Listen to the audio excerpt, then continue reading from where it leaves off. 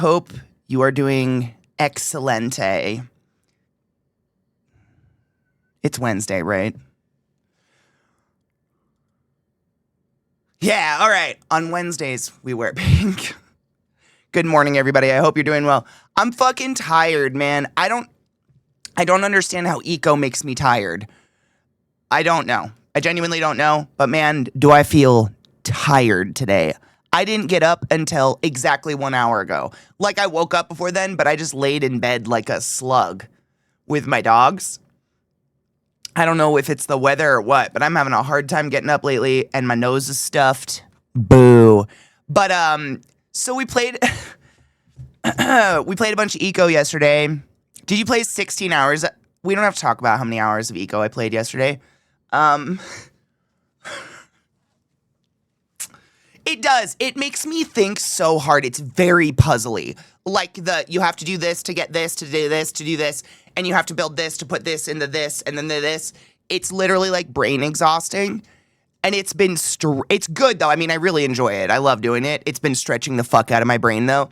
And so last night during movie night, which I was hosting, which I do not mind doing Knives literally can't play and host at the same time. So I figure while Eco's going, I have no problem. I can host. My God.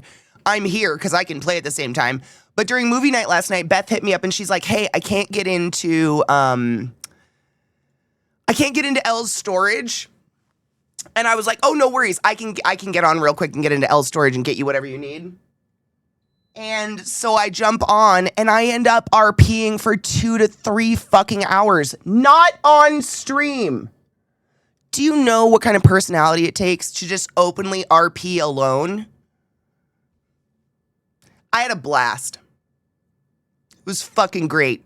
I felt real bad you guys didn't get to be there, though. If you were on Max's channel last night or Dr. Gluon's channel last night, I don't think anybody else was streaming off the server. If you were on either of those, you probably saw me bumping around.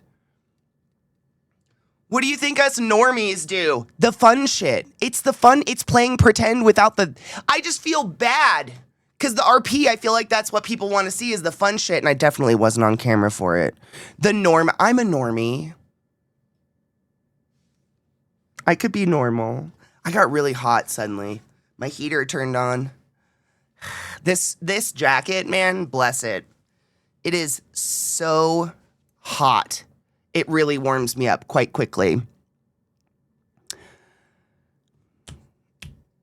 Baby Jerry Springer, wait, what?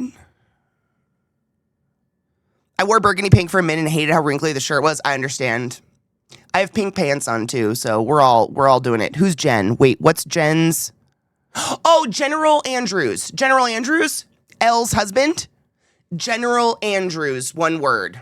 Spelt the way you would think. General and then Andrews, Andrews. Sorry, I had to say it out loud to understand what you were asking. I was like, Jans?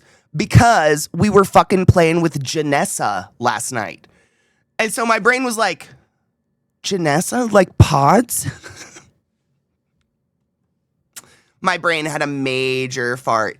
General Andrews, he's amazing. That's Elle's husband. Beth's husband is Gassy Mexican. If you're confused about the mans all over the place, there's our lineup. It is confusing.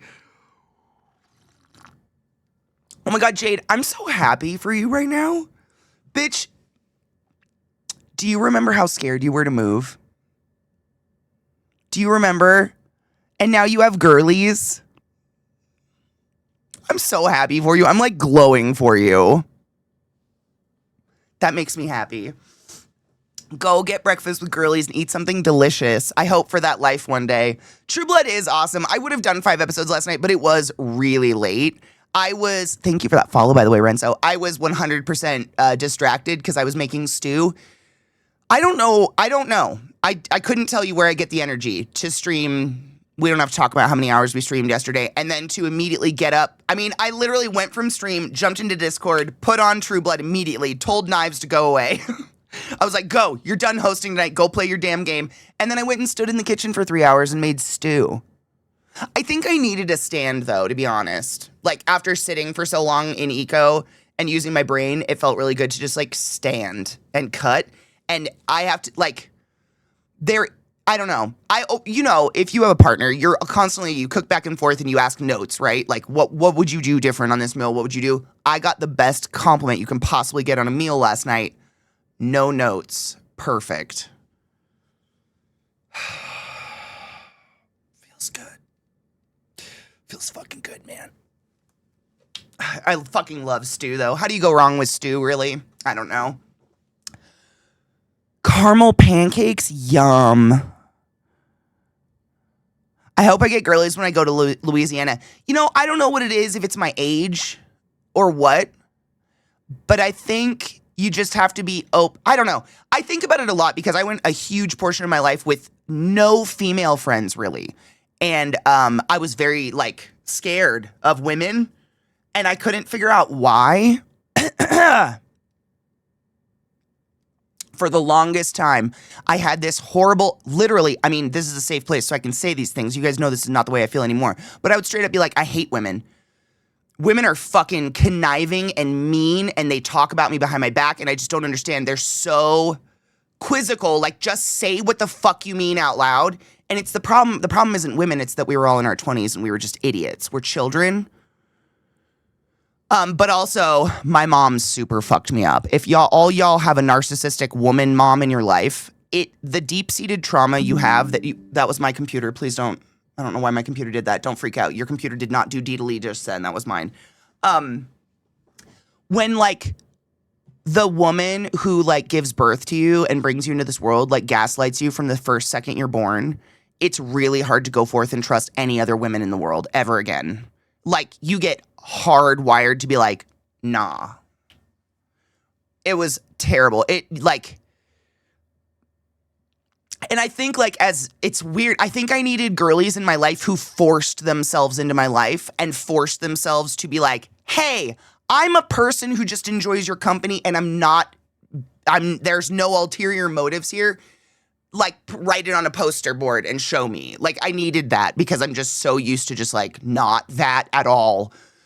And it took a really long, I didn't have it at all. I'm that annoying girl that people make memes about where it was all my friends are guys. But genuinely, it was, and bless men, you're blessed. None of this is all just antiquated thinking. I'm just relaying stories. But the way that I equated it, I guess, was men, you're so easy. You say what you mean right there. You just say it.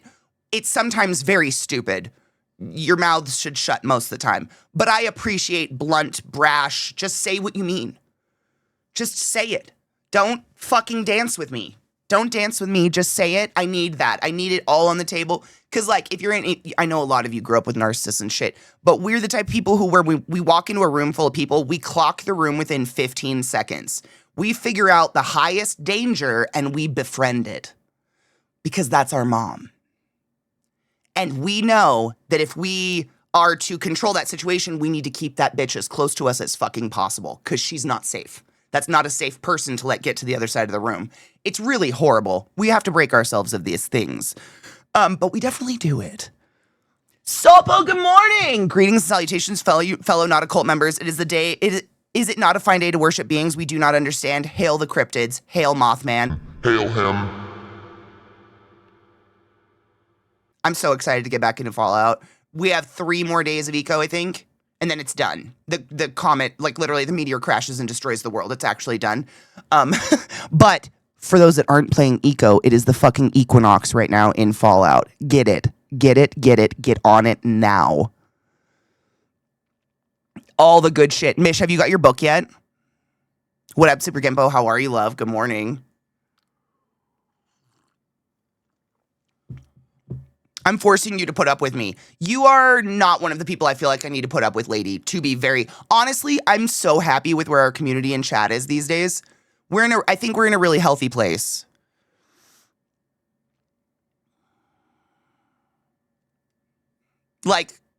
It's weird, but communities definitely go through phases, right? Where you get some shitheads. This is the hardest part about being a streamer and running a channel. One of the hardest, I don't want to say the hardest part because it's always different. One of the absolute hardest parts about running a channel is getting rid of someone who hasn't technically done anything wrong. they're just annoying and they break down conversation in the chat and no one likes to talk to them because they're kind of a dick. But like, they don't do anything wrong. Oh my God. You basically just have to like wait it out or wait till they eventually do something wrong and then you can kick them. But my fucking God.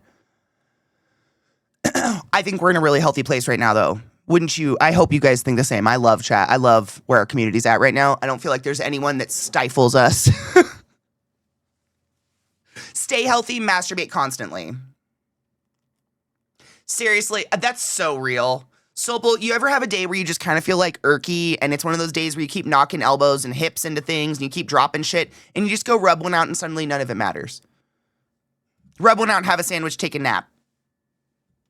Amazing how that can fucking flip your day around. Crazy. Fucking wild. Being very real right now. I have absolutely had days like that where I'm just like, the day is not going the way I need it to go right now. I need 15 minutes. Leave me alone.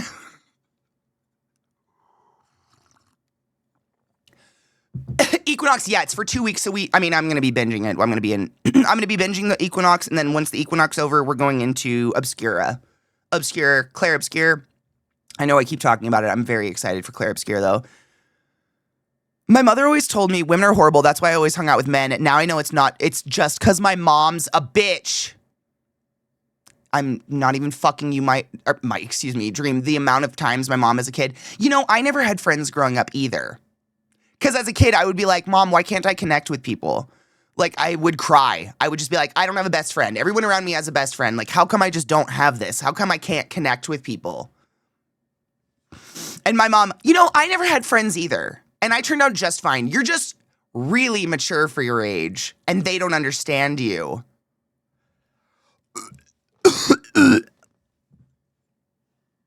We're better now. We're all growing up and we're realizing we're stopping the trauma cycle because we're communicating about it, right?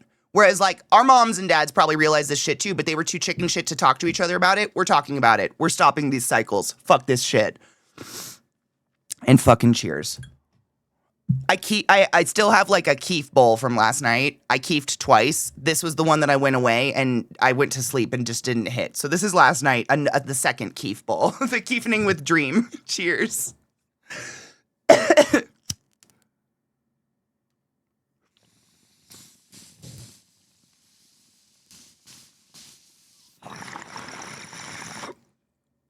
Thank you, Theory.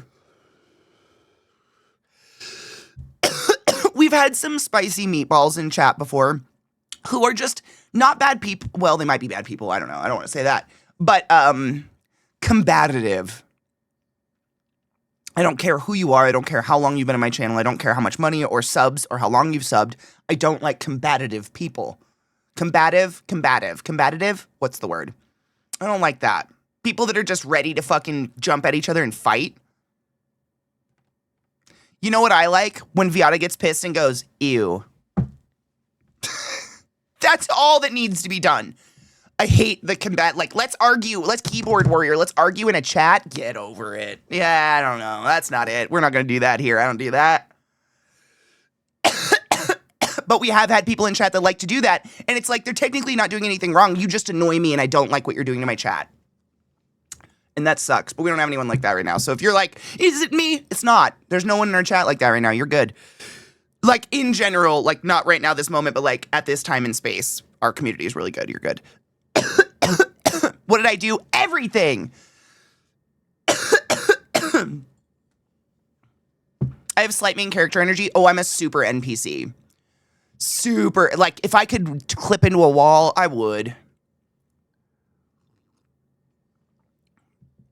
Really, Mish? Fuck yeah. We're going to have a keef day today. I don't mind talking to people, but I'm really cool doing my own thing. I don't like labels like extrovert, introvert, because everybody's different and does their own thing. I don't like them either. I don't know. I think I just have a personal thing against it, Till, but I was definitely my mom. Bless her. I think I think parents do this in general. No hate on any parents, but they will reiterate at you what they want you to be.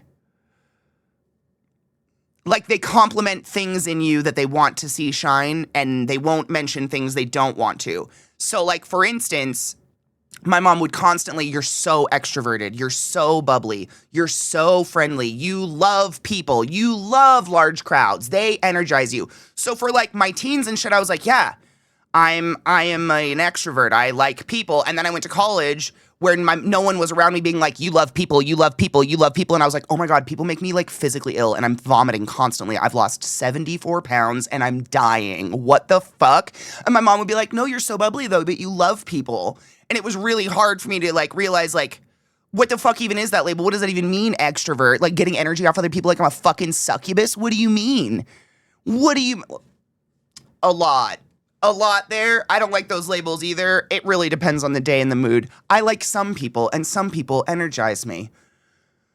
Some people do not. I love good people. This is very true. Good people do energize me. People with good souls give me like an uplift, and I'm like, yeah, and I feel uplifted around them. Not the other ones. It's not just like the public. Like when I think about that, I think of like if I walk into like Disneyland or a carnival or something where you're just sardined, I don't feel energized by that. You know what this is crazy. This is actually crazy. Do you know what I do when someone annoys me? I look at the back of your head and think of all the ways I could peel it.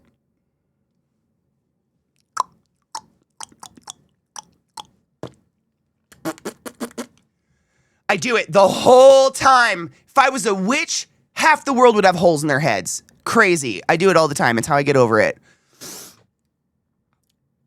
You recline your seat on an airplane. Oh, the things I'm thinking about.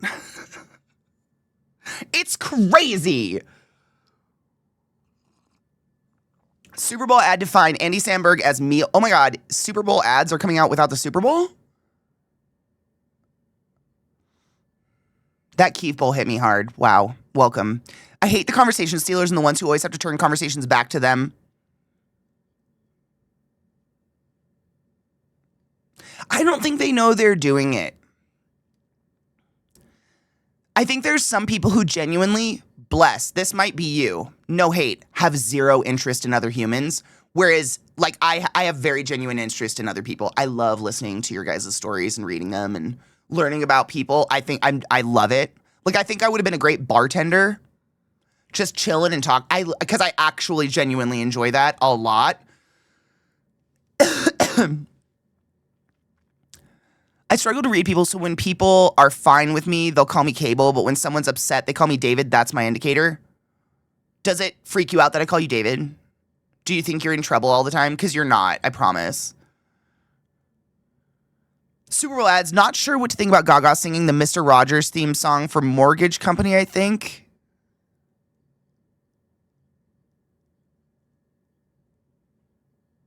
I think I'll just take it as Lady Gaga has a great voice and she needs to make that bag. You do you, Lady Gaga. Interesting. Bipolar means we get both. Oh, God, it's so real, though. That's why I don't go to fairgrounds. I don't like cramped spaces. Some fairs aren't cramped. You don't have to go to cramped fairs, I promise. I love fairs because I love animals. I love to go through the barns and look at like cows and horses and stuff. There's a lot that aren't that cramped.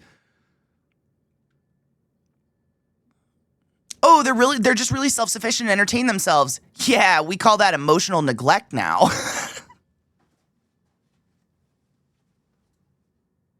It's so real. The sheer amount of times my mom has said, I never really had to do anything with you kids. You pretty much took care of yourselves. All 8 of us. Did we? Did we? Did we? Did we?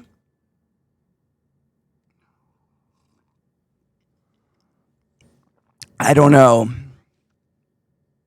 My mom was an excellent bartender. Fuck yeah, it's a great career if you can get into it. I hate those people. I try best to not engage. It's not worth it. Also, there's a video going around of Guillermo del Toro making tortillas and singing. I have his tarot deck. It's very pretty.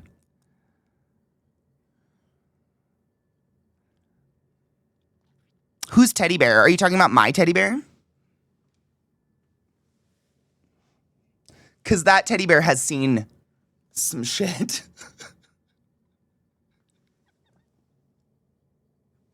What do you mean? Good morning, October. How are you? I think a bartender would have been an awesome give. I love hearing about people's stories and how the heck they got where they are. Me too, especially older people. Like I hate that I'm one of the youngest of the 8 because I didn't get to have my grandparents very long. They died. All of them died in my 20s. And now that I'm in my 30s, I have way better questions to ask them. Oh my God, I want to hear all their stories. Whereas before it was just like I didn't even know what to ask about their lives or what they did. I have so many questions now and they're all fucking dead. And it's upsetting that, being the younger one, like all of my cousins and stuff, they all got my grandparents for just so much longer than I did. I went to the woods of my own free will. I could have stayed inside. I mean, same. Inside's where the people were. Good morning, Knives. Oh, he is the real teddy bear. Oh, he's literally up. Did you see him? I didn't even see him there. Look at my boy. And his creepy fucking eyes. I didn't even see him there. Give me a explain him. Oh, he is like a teddy. I bet he is like a teddy bear. I want chat to know when I make it about me, it's a way to relate to you because I'm so isolated. It's not. I'm trying to make me center of attention. I'm genuinely interested in people. No, David, I think you're among like minds. Have you ever seen memes like that where it's someone neurodivergent realizing that the neurotypical don't understand what we're doing when we do that? It took a really long time for me to understand that like, when you tell me a story about something and I respond with a story, it's me relating to you. It's me being like, samey, look, we have things in common. Can we be friends? The neurotypical goes, what a selfish bitch. How come you didn't worship my story and comment on it more? Because the same fucking thing happened to me and I want you to know because we went through it together and that's crazy. What do you mean? This is me commenting. No, it's absolutely a fucking thing. It's so a thing. It's like, it's very real. But I think when you're surrounded with the right people, it doesn't matter. Because the right people do want to read your stories and hear stories and learn about other people and stuff. Do you know what I mean? That's where it clicks. The people that don't want to be around you, they're probably a little neurotypical. And they're probably like, how come you didn't bow down to my fucking story? I performed for you. And you're like, that was a performance? Because first off, the story was badly told. It was out of order and you forgot the pertinent details. But I'm here to help you. Because I'm neurodivergent and I pay attention to all the details. Let's fucking go. Do you know what I'm saying? There's nothing but like people like us like that. I like when people respond to my story with a story. I've never ever thought that was odd. Whereas someone who's a little neurotip, they do. And that's odd to me that you would think that's odd. That I would want to relate to you like that. Like, if I came home from the hairdresser and I was like, bitch, melted half my hair off. And y'all were like, bitch, that happened to me. Let me help you with some hairstyles. I'd be like, thank you. This is what I need. As opposed to people being like, wow, that's crazy. She melted your fucking hair off. Amazing. Like, now where does the conversation go? I didn't present a story with my voice so you could comment in it like a fucking Instagram photo. The world is broken. No one knows how to communicate anymore. I'm genuinely convinced of this. But like, I like that. That's how you commute. That's how you carry a conversation. I present a story, you present a story, and then we go back and forth with our stories like, oh yeah, did you do this? Fuck yeah, we were totally there. I wonder, I have a perfect instance. I have a perfect example of how that happened. When I came back from Thailand, I was talking all about it. What happens? A random raid, I think from Smash or something, brings Nate the Great into our channel, who literally subs to my channel and was like, are you kidding? I was just in Thailand. We were in Thailand and literally crossed paths. 2 random people from across the world from each other, and now we've known each other for like 5 years. But that was because I was like, Thailand, and he was like, Thailand, and we were like, Thailand! As opposed to like, Thailand, oh my God, wow. That's crazy, Thailand. Like, now what? You didn't add anything. I'm not really interested in you. Neurotip, man. I don't know what to do with that. Boring. So boring. Thailand is fucking majestic. Everyone should go. It's one of my favorite places I've ever been in my whole life. It's so beautiful. Good morning, Taylor. Wow, how are you, love? Luckily, I was tasked in elementary school to interview one of my grandparents. Oh, that would have been such a good idea. So it gave me those questions. I know the entire family history as it sparked an interest. And when I met my future in-laws and asked simply, so how did you meet this his grandparents, it was a huge surprise because none of his grandchildren had bothered to ask. And that's the thing, like, growing up, my Nana, you know the story, I've told it a million times. My Nana says, you know, she grew up in an Irish Catholic orphanage, and my grandpa drove up in his army, or no, he was Marines, in his Marine gear, whatever the fuck, on a motorcycle. On her 18th birthday, she got on the back of the motorcycle. They went off, got married, had a bunch of kids, happily ever after. They were married until they died. That's the story. As an adult, I want to be like, Nana, how the fuck did your slutty ass little orphan self get out to meet that little military man of my grandfather, that little Jewish man? He was a pretty tall Jewish man. How'd you meet that man? How'd you do that? No, that story is not real and I want to know. And no one's here and we'll never know. They're all dead. Everyone from that era is dead. No one will ever know. Unless there's someone they told who's just like tight-lipped as fuck in the family, I'll never know. Actually, how my Irish Catholic Nana, raised by nuns in an orphanage, somehow got in contact with this little Jewish Marine boy. How? You don't drive up on a motorcycle to orphanages and order like a cheeseburger. Although maybe. I don't think that's how it works. And I'll never know, and I hate that. It pisses me off. I want to know their love story. Or hate story, whatever.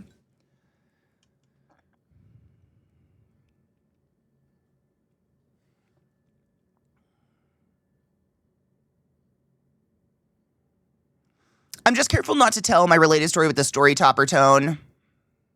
Oh, you think that's bad? Well, what if blah, blah, blah, blah. I try to take it in stride.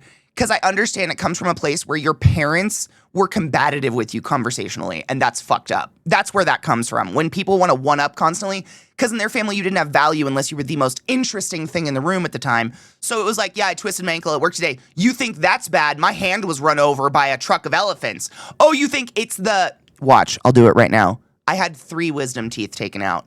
Cue someone, I had 48 wisdom teeth hammered out of my face when I was numb 3 years old, naked in the cold on a winter morning in front of the whole school as an assembly, a celebration. I had to walk uphill in the snow every day to school naked. You know, it turns into fantastical shit like that.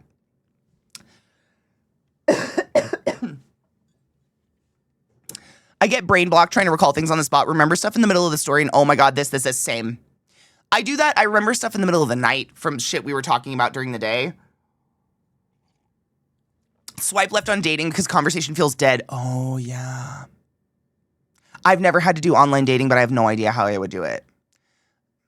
I have no clue. I don't think I've ever really dated. Ever. Like, probably, I don't think so, though. I think I've just accidentally fallen on the dick of most of my friends, and I'm like, I like that. I'm like Goldilocks. This one's too big. This one's too small. This one's just right. You know, I don't know. Dating seems convoluted. Ooh, you're getting a new therapist? That's exciting. Except when it's your therapist doing it, mine will not stop sharing stories about himself every time I say anything. Your therapist sounds a little interesting. A lot of sociopaths out there and social media is making a lot of the worst ones think they don't need to hide it anymore. Which, I mean, question, do we want them to be able to hide it, or do we want to know who's the baddies so we can be like, I think if you're ice, you should just have ice burned into your forehead. Because if you stand for it that strong, you shouldn't be ashamed to wear that the rest of your life. Just straight into your forehead. So then you don't even have to tell me, I just know. That's what I think for the rest of your life. Like, that's just what you get. In my opinion, personally, just an example. I still think neurotypical people are just on the other end of the spectrum. They're just viewed as more socially normal. I agree with you, Tetch. I couldn't agree more. That's why I say the tips. I don't think anyone's neurotypical. I think there's people who accept that something's fucked up and we go to therapy, and there are those who can't accept it yet. And usually they can't accept it yet because someone in their life is reinforcing it. Like, that's a good behavior. Like, your kid gets in trouble for getting at fights at school, and the dad is like, good on you, I don't need no pussy-ass Sally fucking son of mine not fighting back. That's bad. Probably not do that. But, like that's negative reinforcement. That creates a really shitty human.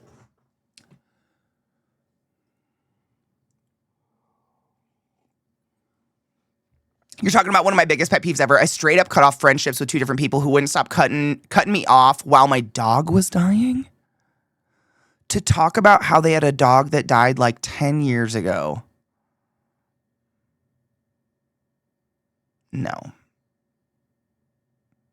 Good on you for cutting them out, because fuck that. What up, sleaze? Brings baked goods to the cult meeting. Not a cult. Welcome, everyone. My fiance met in a dating app. I love that. I know a lot of people who have used dating apps. My sister, she's moving in with her boyfriend right now, who they've been dating for years now. They've been together. They met on a dating app. He's amazing. Like, I think that's the way to date nowadays.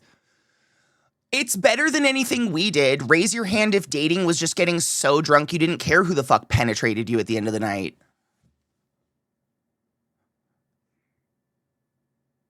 It's better than when I was a kid. I don't think it's like the best, but I think it's better. It seems cheaper. Less painful.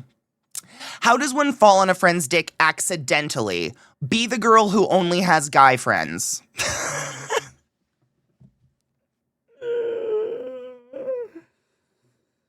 That being said, Eliza, not to be weird, but Beth and I might have been talking about how we're going to find you a cowboy to sweep you up the other day. Weird? Maybe, but it's fine. I just want all my friends to be safe and coddled and taken care of, and that's it.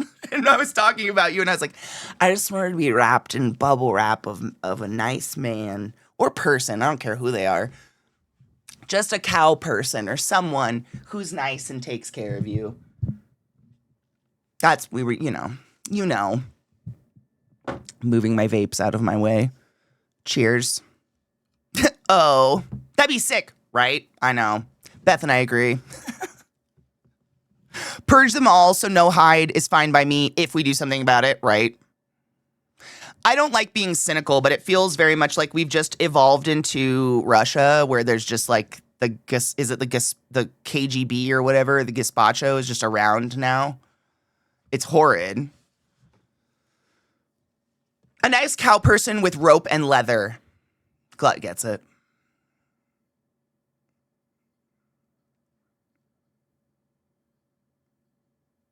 It doesn't have to be leather. It doesn't have to be leather.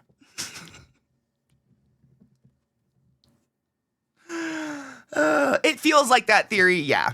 I have a type, sadly. What's wrong? I don't have a type. I don't think I have a type. Is that weird? If I lined up all the people I've ever dated, they're nerds. I've never dated not a nerd. Heavy nerd lover over here, but that's it. Like looks wise or anything, height, looks wise, body build, complete fucking wash. It's all different. I have no idea. I don't have one. Me neither. I think it's because you and I are the same. We're into what's upstairs. It's way more attractive if we can have a good conversation. That makes me want to jump your bones much more than anything else. Literally anything else. I was going to say a six-pack or something, but actually literally anything else. That's much hotter to me than anything. It's a real quality conversation. We've come full circle. The two neurotypicals sharing stories. But that's definitely where I'm at. Yeah, I've met people. I've never met someone and been like, they're so hot, I want to fuck them. But I have met someone and had a 4-hour conversation until 3 a.m. and been like, I would die happily with your dick down my throat. Or your brain. Whatever. Been there. What up, penis? My love, how are you? My hubby messaged me, hey, want to have hardcore Eskimo kisses with our big noses? Okay, that's really cute. I was thinking about that term the other day, by the way, and where it came from, because you know that like people of Northern Canada don't like to be called Eskimo anymore. So I was like, where did that fucking term come? Eskimo kisses. The rubbing noses, that's what we used to call it when we were little kids, but I don't know where it came from. I was literally just thinking about this recently. It's weird. After I had someone not take no for an answer to the point of asking if I wanted a sugar daddy. Wait, you said no, no, no, and their response was, but what if I have money?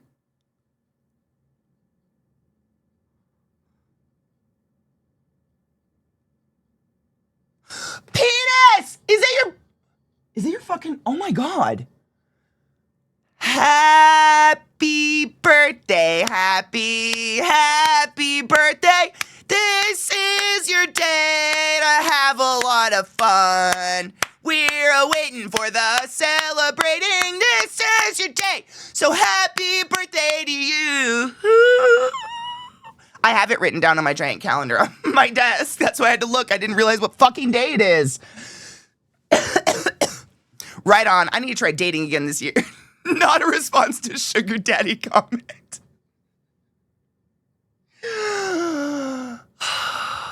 You could find a sugar daddy if you need one, Sleaze. There's nothing wrong with that. Happy birthday, penis. I hope you have a good day. Or what are you cooking today? I'd ask what you're eating, but I assume you're going to cook something because you're a good cook. Oh, theory, hard, same. It's honestly, I think that kind of got me to stop trusting my like visual appeal, because the vast majority of people when I was real young that I was like visually attracted to that I would then go talk to because I wanted to have sex with them, within 3 seconds of them opening their mouth, I was like, oh, ew. So I was like, no, whatever your eyes like is probably not that great. Maybe we should look deeper. I think I had to like subconsciously do that because I don't want to say I have bad taste. I have danger taste. I like people that look damaged and on drugs. Like Robert Downing Jr. circa 1985, 4. That's my ideal man.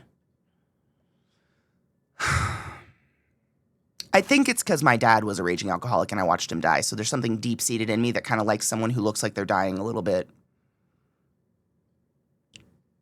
I don't poison Zach, I promise.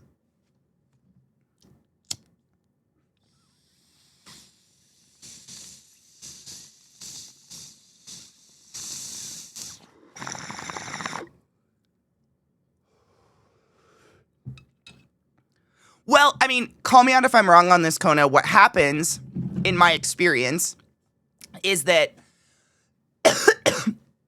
someone who's got an attractive brain and they're funny and they can have conversation with you that's witty becomes eye candy. Hard becomes eye candy. Like that becomes the most attractive thing in the room because I know what's going on upstairs and that's really hot to me.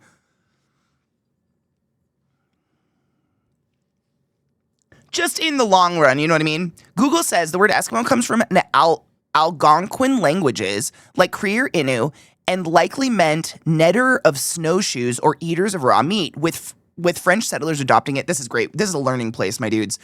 And French settlers adopting it as Eskimo. Oh my God, Esquimalt. It's spelled so wrong, so different.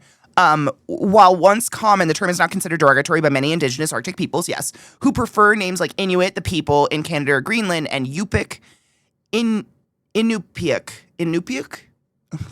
I'm probably saying that wrong. In Alaska, as Eskimos, a colonial label imposed from outside. Fuck colonialism.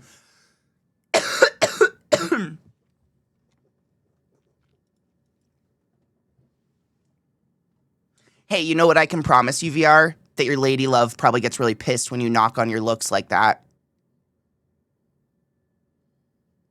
You want to know what makes me more mad than anything in the whole world? Is when Zach's chat goes at him and makes jokes about him being fat or something.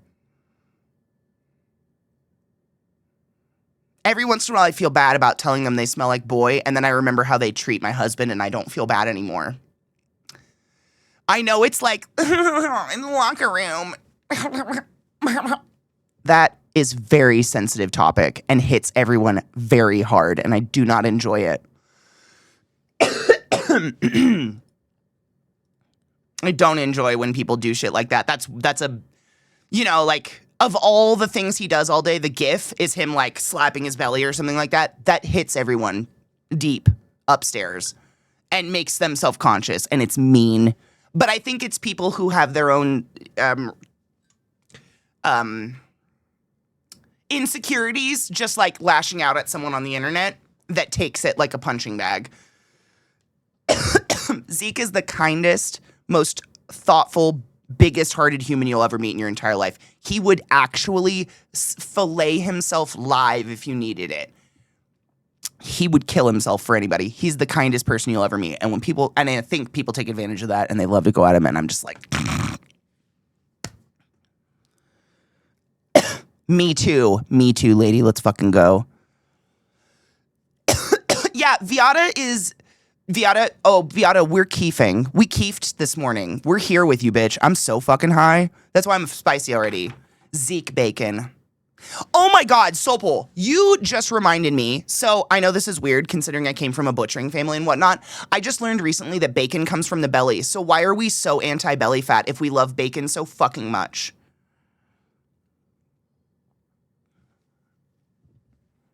You're a fucking cunt! And I love you. He's a wonderful man. I just don't like when people are mean to him, and I know that's me being feisty. I like it when they come here and try to do it, though, because then I get to play. True. They can try. Plans change. We're still going to breakfast. My bestie's husband is joining us, and then we're going thrifting. Oh, my God, I'm so excited for you. Get thrifted. They are. Crispy, I couldn't agree more. The fucking fat jokes, they're low fruit. They're not funny. Like, literally, that's my challenge, is like, I challenge you to just be funnier. You could literally attack so many things about that man. About anyone, right? Like, we all, I don't mean attack. What's a nice word for, we pick at each other jokingly because we like each other. It's like us talking about Cocky's RBTs. Because we love her. We're doing little picks, little jabs because we love each other. So different. So different. So different. Little ribs. Yeah, little ribs, little burns, little, you know. It's like me getting up and bending over and being like, ass. Like, ha, yeah, Katie has a big ass. That's funny and harmless. It's not, you know, show us your fat fuck. God, fucking be funny. Try harder. It is. Low-hanging fruit is such a good term for it, and I fucking hate it. My hackles raise, and I want to attack. I would be a vicious predator animal. If someone came after my mate, oh, God, you'd be dinner. You'd be dinner. Oh, really? Canadian bacon? Is that why it's, like, less fatty and so meaty? Sometimes Katie's have to bite assholes, not in the fun way, 1,000%, and I will. If I'm in Zach's chat and someone's getting not nice about it, I go after them. I'm not even a mod there, and I'll just start, because I can do what the fuck I want over there. And I can get up and go in that room and go after them eye to eye. I don't give a fuck. I sometimes think they like it. I think they're like, yeah, the bitch is coming to degrade us now. We just have to bait her in or something. I don't know, but fuck. Digs. Little digs. Those are different. Law of the jungle. Thank you. We bully because we care. It's little bullies. Yeah. It's like me being like, do you guys know how blind Eliza is? I love Eliza, and I would slaughter any of you if you looked at her wrong. But her phone can only hold probably 6 lines of text. That's how big it is. And she has to look at it like this with glasses. It's hilarious. But I'll kill you if you glance at her. Do you know what I'm saying? Those are different. So different than going after someone about something they're clearly a little insecure about. Like, you're just attacking someone because you're jealous they're successful and you're not. That's what you're doing. Stop it. I hate that shit so much. Ugh. I don't know how we got to this topic. Sorry, I get a little furious, but like, I'm pretty sure the vast majority of us are nerds who were bullied, yeah? So it's a very sensitive topic. We don't like this. Hello, Hev, my love. Good morning.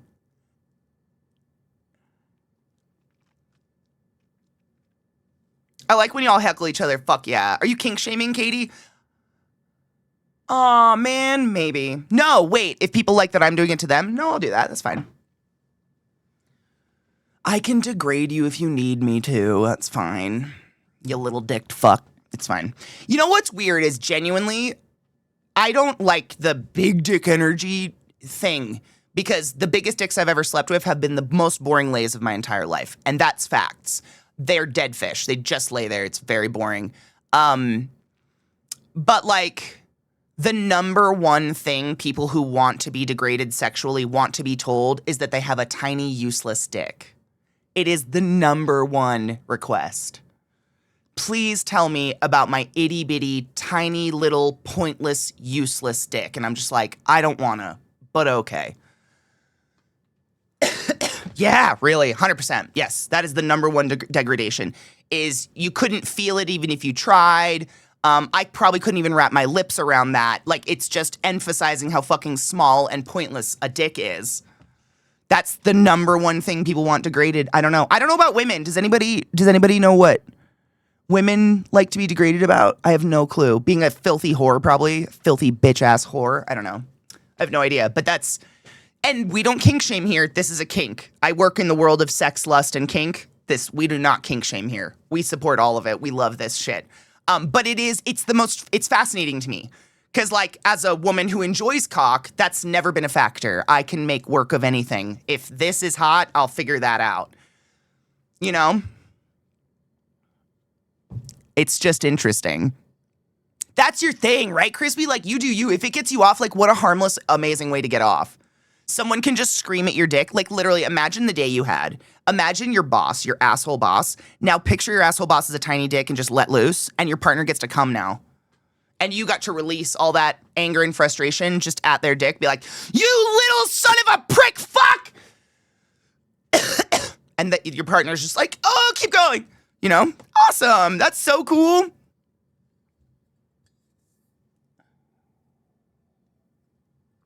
Love y'all, bye. I love you, Jade. Be safe.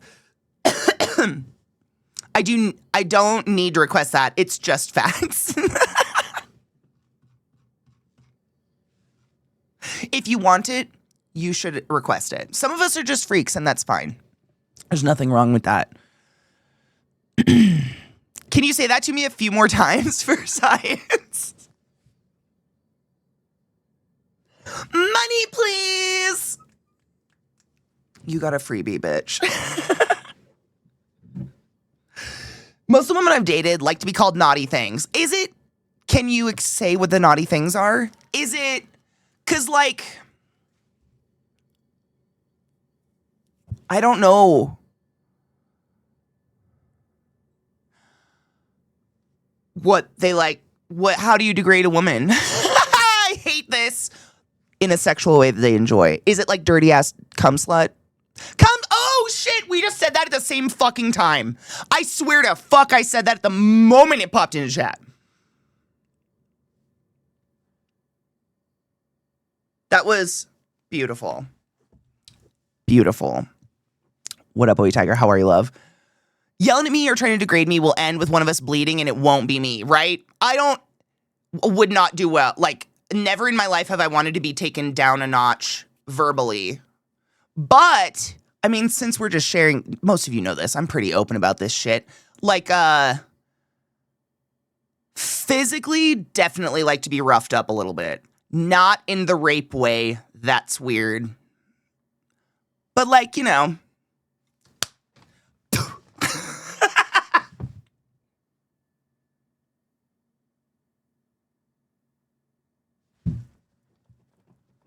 Or whatever. But verbally, like, bitch, cunt, whatever, none of that really hits me. But if someone was like, you useless dumbass, or I don't even know. I have no idea. That wouldn't get me off, I don't think. Little chokey dokey. We love a little chokey dokey. We do. We do love a little chokey dokey, little airplay here and there. Yeah, those are fun. Definitely. Little tie me up and leave me. Love this kind of shit. But yeah, I don't know. I can't even think of like a degrade. You fucking gapped out pussy. I can barely feel. Like, I don't know if I would like that. I don't think I would. That doesn't make it wrong. You do you. Verbal degradation is like the most harmless thing you could do as long as it's consensual and both partners are into it. Like, you get some. You Grand Canyon old inner harbor smelling, flabby Arby's roast beef lipped pussy ass bitch whore. Did I do it?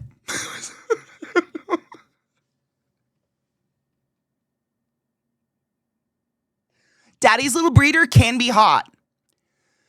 There's something about that shit. I don't know. But if they were like, you know, I don't know, cum slut's cute too. Cute? Yeah, that's cute.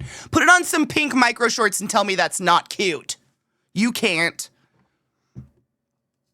I should start a clothing line. I could make cute clothes. Just like the most delicately embroidered like cum slut along the hem on the back cheek.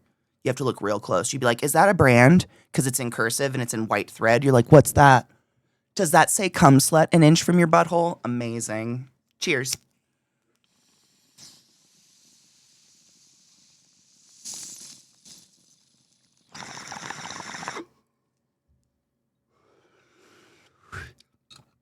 Tie me up and call me a good girl kind of thing.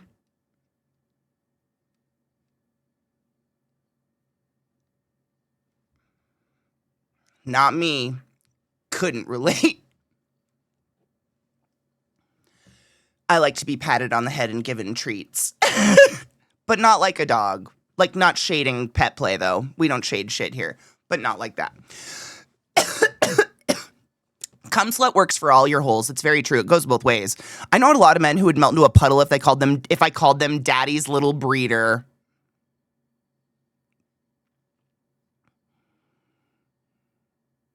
What would be the equivalent of that? I have no idea. You got to be really creative to say things during sex. Do you? Oh, is it a hidden message? Fuck this shit. Oh, that's beautiful. You know what my favorite was? I mean, this is pretty singular to America, but a lot of people had like ugly Christmas sweaters that had hidden messages in them, and they all just said fuck Trump this year. So they could like go to their horrible Christmas parties and wear their Christmas sweaters. So every single picture, once you take a picture of the sweater front, you can absolutely see it says fuck Trump. But like as they're going around their day, it's just like the antlers of deer. It's incredible. It's sleeper posts. I love them so much. Mommy's little milk machine. Oh, Jesus fucking Christ. Mommy's little milker? Mommy's a little bit. I don't know if I could do that.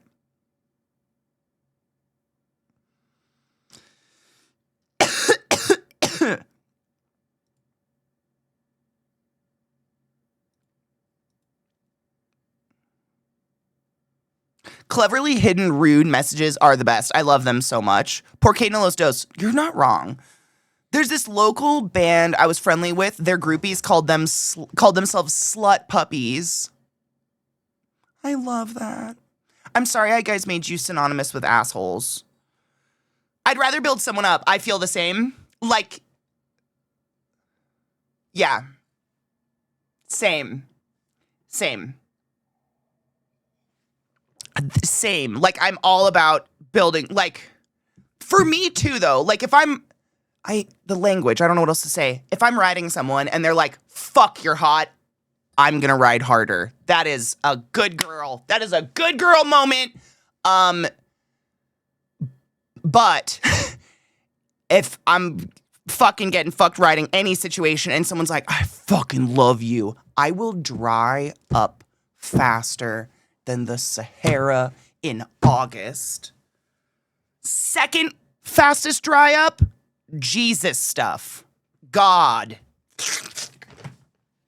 So fast. Don't involve that. Don't involve that in my fun times. You say that while I'm making you dinner or cleaning the house or laying in the bathtub just existing because I am the queen and you're welcome. Not while we're porking. That's not it. I don't like that. We don't bring it's just, that's not it. I've fucked a lot of people I don't love. Fucking is just for funsies. Love is the perk, but I don't. You can be like, I love that pussy. That's fine. That works. But like there's a scene in, what is the show? 6 Feet Under. And that's a show we should add to the wheel, Knives, by the way. You would love it. It's a show from the 90s, early 2000s, I think. Early 2000s-ish. That was all about this family that runs a funeral home. It's amazing. Starring Michael C. Hall from Yeah, it's great. Really, really good series. But there's a scene in it where the brother and his girlfriend are like going at it on a couch. There's a lot of sex because it's HBO. It was like the early days of HBO, like Sopranos era. And they're going out on a couch in slow motion, and her face is like turned to the camera, turned to the side, and he's on top of her, like doing this, and he's just like, oh, I fucking love you. I fucking love, and I have never felt more uncomfortable in my whole life. And I was like, that is the biggest turnoff I've ever experienced. And you could see her eyes dying. You could see the light dying out of her body. And I was just like, me too, bitch. Me too. Gross. You do you, though. That's my anti-fetish. I don't bring that in the bedroom. That's the place for funs and spits and slaps and gooey things. Not the L's. That's weird.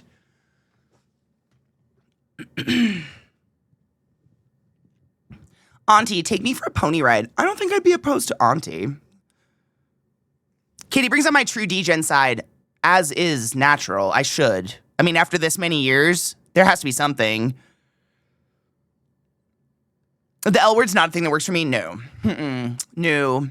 I've been brewing ways to drive my hubby mad when I get to be with him in March. Oh, take all of this and use it. Nothing quite hits the same as being called a good little slut, though. That's what I'm saying. That's what I'm saying. Like, those little, that's a good girl. You good little whore. Like, Yes, I am.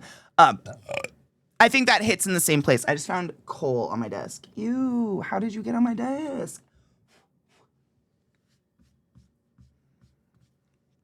When people try to flirt and I'm not interested, I use a reference from the movie Identity Theft where he goes, I'm inverted. I knew a baby that had it wasn't inverted. Did you know that humans can be born with a sheath like dogs? I know a lot of you furries out there are like, damn it, it's a thing.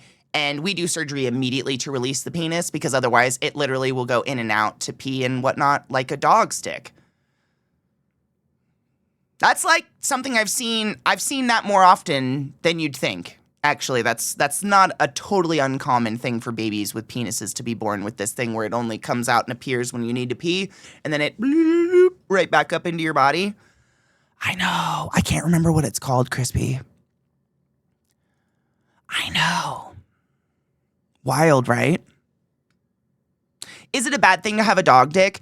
I don't think so. I think the logistics of doing the surgery right away is to feel normal with your genitals and blend in with the crowd. Your dad probably doesn't have a sheath, therefore he doesn't know how to clean a penis with a sheath, and that theoretically your dad won't know how to teach you how to clean your penis with a sheath.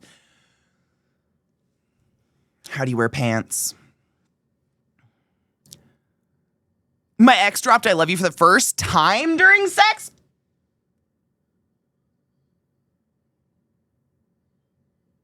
I would have had to thumb it in. Phimosis. Apparently that's what it is. Yeah.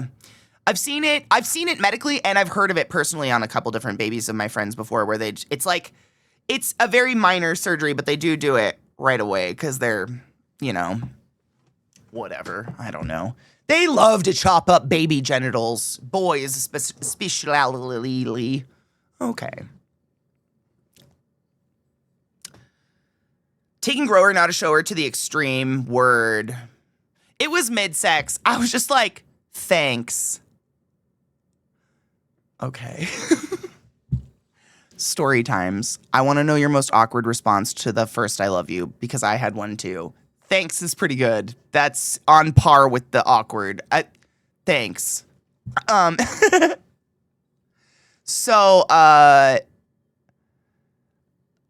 dude I dated in college for quite some, I would say my college boyfriend, whatever. The first time he said, I love you to me, my response was, aww. That was the instinctual response. That was not a thought about. That was just the panic. Say something. Oh God. Aw. How do you make up for that? Ah! We were like making out and we were like 20. I fucking love you. Aw.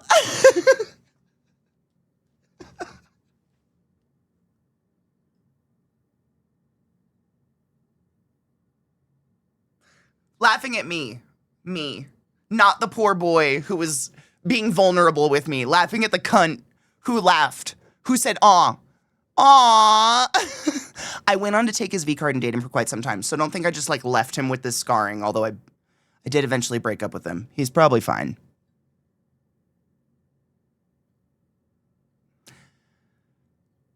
Oh, no.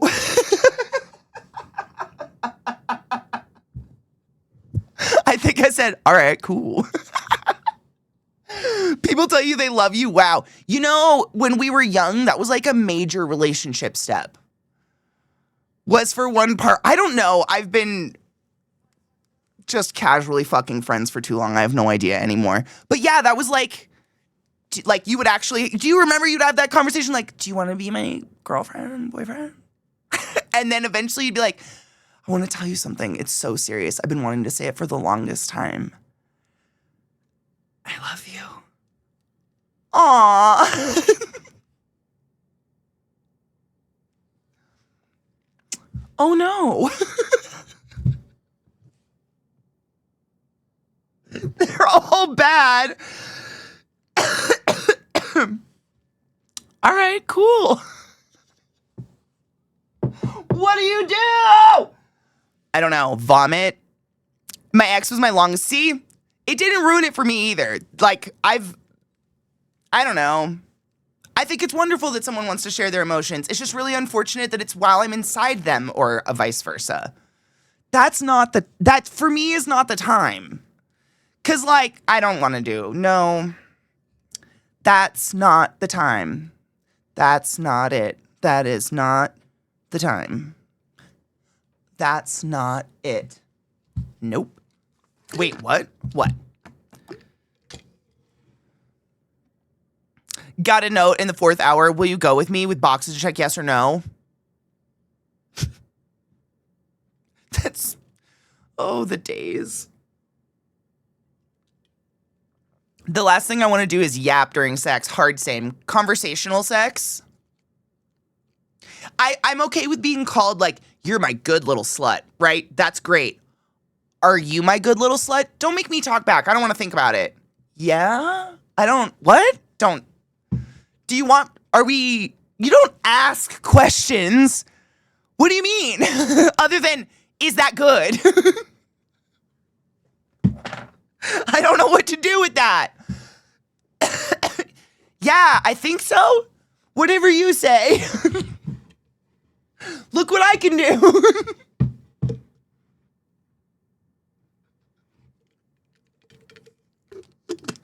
Asking questions while in subspace is wild. That is, what do you want?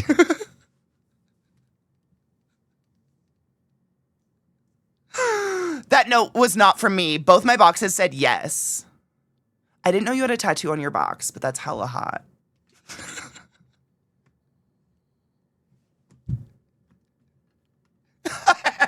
Yeah, right there. Don't stop. Have you thought about taxes this year? That's not what I meant. Look what I can do.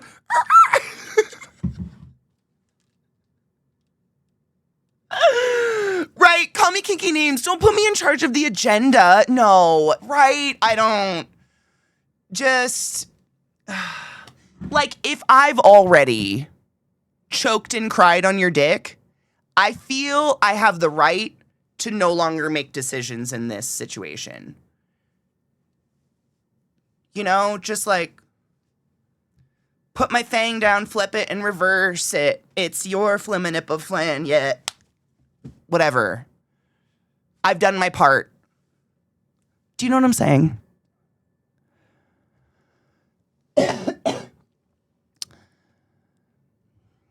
But if, like, you know, water is still draining down the side of my face, and I'm like, and you're like, how do you want it? Like, I want to not make a fucking decision right now. You know what I'm saying? What are you doing? Asking things right then. What are you doing? What do you mean? I didn't give you my direct deposit slip to be asked which bank to deposit into. Like, figure it out. But that's just me. That's just me. Everybody, like, I know some people that will have, you know who talks during sex? The people who have sex for hours. The people who are like, we fucked all night. No, you didn't. You, like, stroked each other, got a little wet, and talked a whole lot. You fucked for, like, 5 minutes. Just like the rest of us. Because if you didn't, your pussy would be as calloused as my heels in the summer when I walk around outside barefoot. That's not it. Those are the talkers. Good on you. Not for me. Good on you, though. You have fun. I have shit to do. That's crazy. Shit to do, sleep to be had, food to be eaten. What if they said you were getting a $10K tax refund? Would that do anything for you? Honestly, in the moment, no. I'd be like, that's a really weird thing to bring up right now, but thank you. Money doesn't arouse me. I'm not aroused by cash, really. I gave every single brick to Beth. There is a cart over by her house with all my brick in it. I don't think she's used it yet. Elle has like 3 different kinds of brick though. There's brick, there's like wet brick, and then there's another type of brick. And I don't know if any of those other ones you can use, but I can get in her inventory and she told me I can grab little things if people need it. It's a brick. Well, never mind, I'm good. Wait. Are you? I was gonna say I can try to go get it. Making decisions are the worst. I don't want to do it. I want it with a grilled cheese. Oh my God. And tomato soup with a little sprinkle of Parmesan on top, please. I almost thought it was code 2, except that brick is literally the hot commodity right now in eco. And Elle is the only person who can make it, I think. And everyone's like, gimme brick. We need brick. Because it's a case of you can't build the new appliances if you don't have the right level room. And the room level is dictated by the building material. And that's the next building material. So like last night I logged in because Elle left Beth like 40 brick. And I was like, this is not enough to make a room. Let's just put all of our brick together, which we had like 100 combined. We can make one pub that's all brick and do all the new kitchen shit in it together. There's just no point in doing 2 because it would be this. If the rooms are too small, they don't work anyways.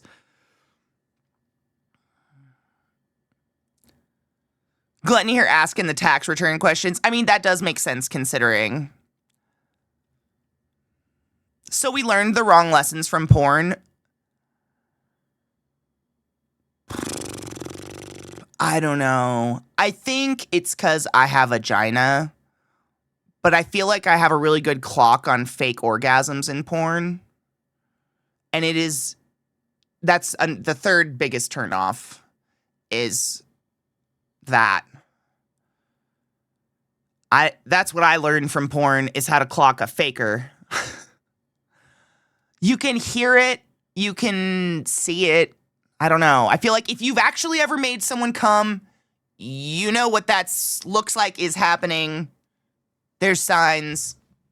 Porn ruined it. Porn made it so it's like someone's just screaming and then out of nowhere they're just gonna fucking come. I don't know. I think it ruined sex, really. I don't think I learned... I learned bad... Like, not bad things. I learned how to clock bad shit. There is a hair stuck to my face.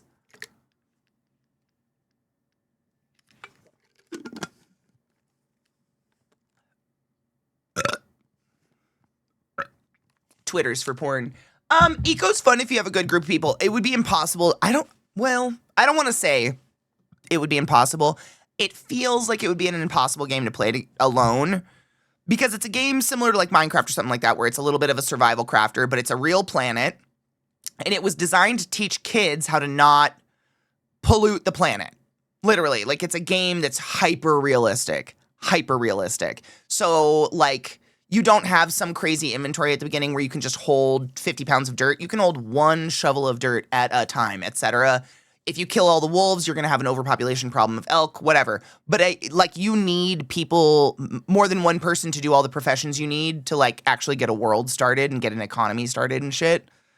Like, we don't even barely have enough people, I don't think, actually doing stuff in the game. We have a lot of really good RPers, but not enough people like actually leveling skills and crafting stuff. So a lot of us have taken on, like, I'm doing milling and butchering, like all meat processing, basically all processing. I'm doing all the processing.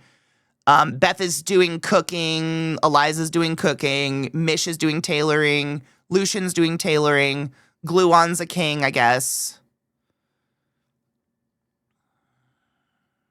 Dawn is a miner, but also she's a hunter. Pods is definitely a hunter. Rose is just a builder. I don't even fucking, Rose like went off the shit over there. That's fucking crazy and amazing. You know what's crazy is how expensive it is for what it is. Like, it's a good game. Do not get me wrong. But I think it's, what, $30 still?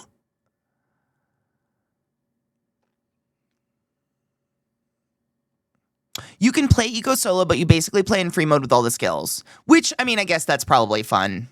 In that case, why, I mean, not to hate on Eco, but like, why not just play Minecraft? It's a fun one, but it is expensive. Yeah. It should probably be, I mean, I guess, I don't know.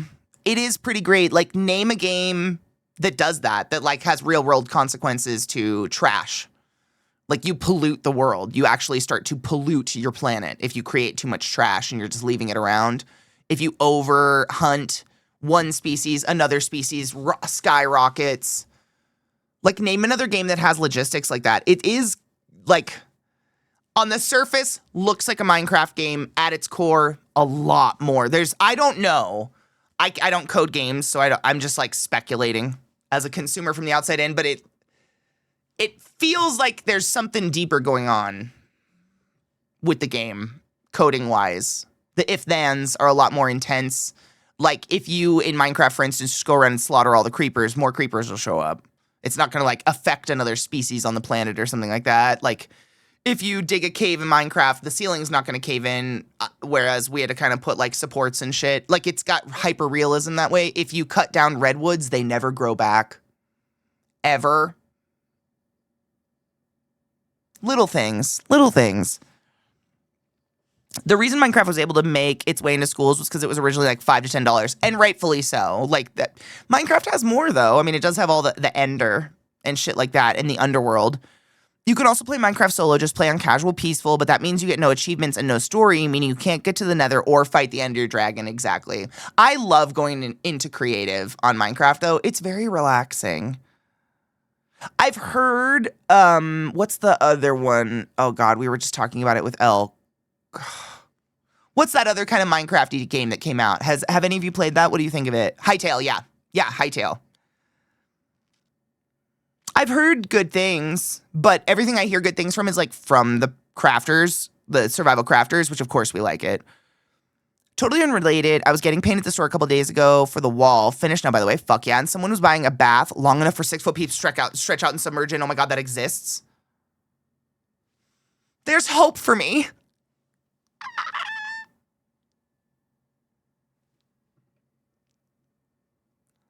Hytale's almost Minecraft code compatible. Really? Interesting. Hytale's good, still early. Okay. I hear it's going to be easy to mod. It's another PC-only game downside, Katie. Yeah, that does suck. I'm PC-only, so it doesn't affect me, but that does suck. Hytale is amazing promise, incredibly modding compatibility. But every streamer I've seen play saw all its current content in 2 streams. Whoa. All right. The moddability of Hytale is huge. Well, that'd be exciting. Maybe they can make more content for it. I've done creative in Minecraft. Next thing, I've built a single wall to a house in like 10 hours has gone by. Oh, is it because you're just like testing materials forever? What is happening? Stop that. Hytale's some kid is going to get scammed real quick since servers have payment engines built in. Aww. Well, that sucks. When it 1.0s. Is it not in 1.0 right now? Oh, is Hytale like early release? There was another one people were talking about. Everwind. I wanted to look that one up. That one sounded promising. Ooh, I added a new horror game to my wish list too. I wanted to show you guys that looks disgusting. It's like Listen to Them or something. Do you guys know the one I'm talking about? I'll show you in a minute. Everwind. Ooh, it's a sailing one. Cute. It would be very case specific. Missing that much time from work is rough. Are the game devs respecting your time here? And I don't think they're disrespecting. And this is all alleged. I have no idea. I have some idea, but I don't know. Who knows? No one knows anything. But in my experience, no one working at dev companies has been a streamer. They have a really ill opinion of us and they don't like to hire streamers. If you say you're a content creator, they kind of look you over. And what happens because of that is there's no one in the room who has that tone of content creator. And it's really hard to explain to someone like that like every single day we take off is we don't have PTO. We are out of sight, out of mind. We're losing subs. Our paycheck is losing hundreds of dollars, which means now I can't pay my rent.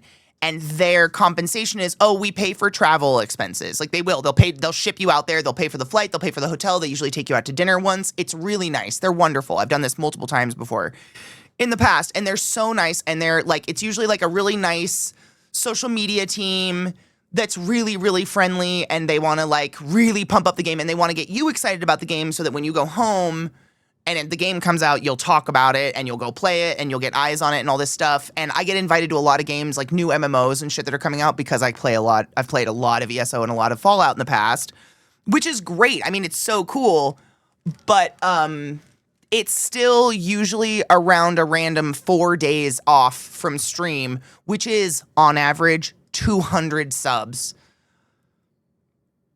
And I had to say no to one recently just because I have other travel planned at the same time, so it's just not feasible to go. But I was thinking about it, and I was just like, I've done this so many times in the past, and the one that really shines and stands out to me is New World, which is now shutting down forever.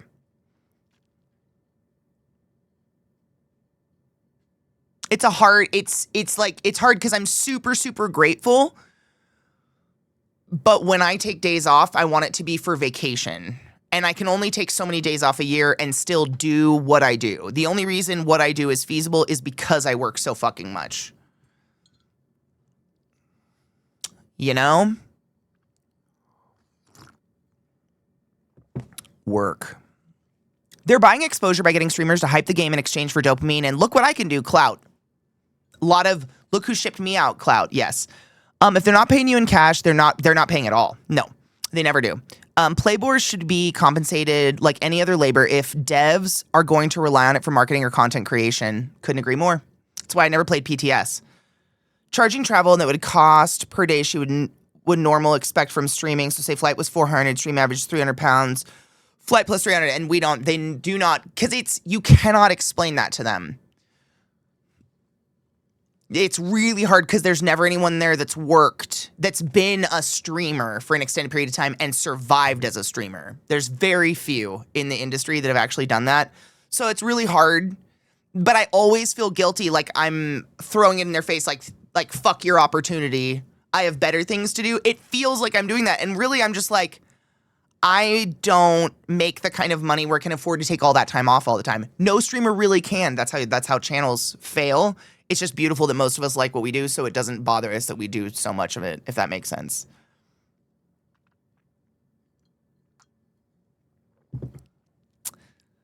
They'd need a set price that you set for you to go out there to miss work. They'd also need to fly you out and pay for room. Yeah, they do. They always fly you out and pay for room. In my experience, they have always done that. They're wonderful.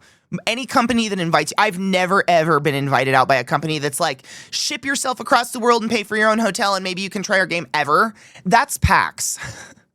That's TwitchCon. No, when a dev company, anytime anyone has ever contacted me, they pay all of that, 100%. They're wonderful. They usually are extremely accommodating. They're so nice. It's usually fun, but it's like, if I looked at a normal person with a normal job, you guys get what, 2 to 3 weeks off, maybe of vacation a year in the US. I don't want to spend 4 to 5 of my days off that I get a year businessing. And I don't have the capability to mobile stream and shit like that. Getting paid to lose money isn't getting paid at all, no. Tell them they need to pay you like a consultant. Maybe that'll get through. I don't think any company would. I would tell them that, and they would giggle, because do you know how many baby streamers, me 8 years ago, who was like, oh my God, a dev looked at me, I'll come to your studio, yeah, like, I'll do all the free testing. I'll wake up at 6 a.m., come to your studio at 7 a.m. to sit and have breakfast with all the awkward devs that definitely don't want to be there so I can test your game for 8 hours for free as a player. I'll totally do that. No game in particular that I'm pointing out. You know who you are. That's what it is. Like, any baby streamer that wants some clout of some kind. And it does, I mean, it is really, really flattering, and it's just really cool clout for a baby streamer to be like, Amazon invited me out to try their game. That was incredible. That was such a cool experience. And I have lifelong friends from that. Smash. I met Smashly that way.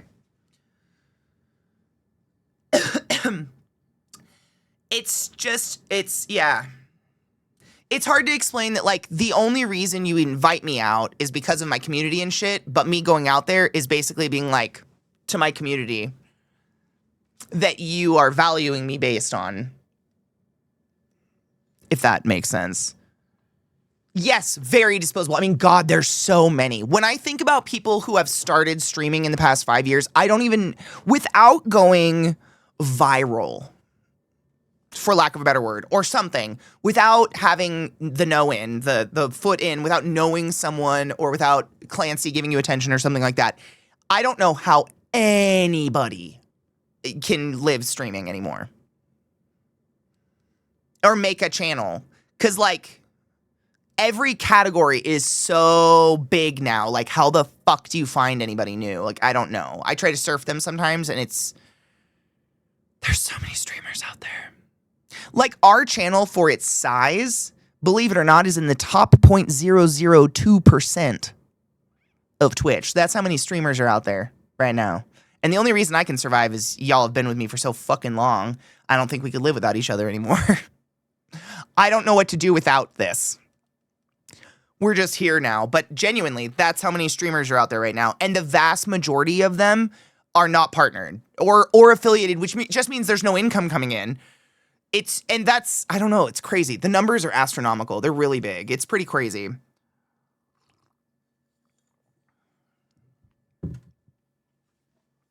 I appreciate you regardless of how long you've been here. I hope that's apparent.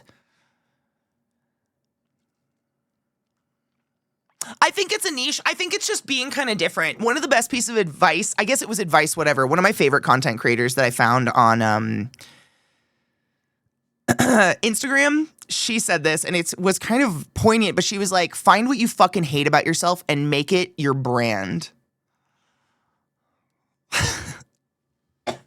And I was like, it took me a while to figure out what that meant in my head. I was like, what does that mean? Like, find what you hate about yourself the most and make it center. It's about putting your biggest vulnerability on the table, because that is what's relatable. We're all vulnerable. We're not all confident. Putting my confidence on the table does not attract like-minded folks. Putting my vulnerabilities on the table, that sucks. So, I take pictures of myself naked. That's my vulnerability, my body. Oh my fucking God. And I've never once had anyone say anything mean about my body on the internet. Ever. Isn't that wild? Except here. People on Twitch are mean.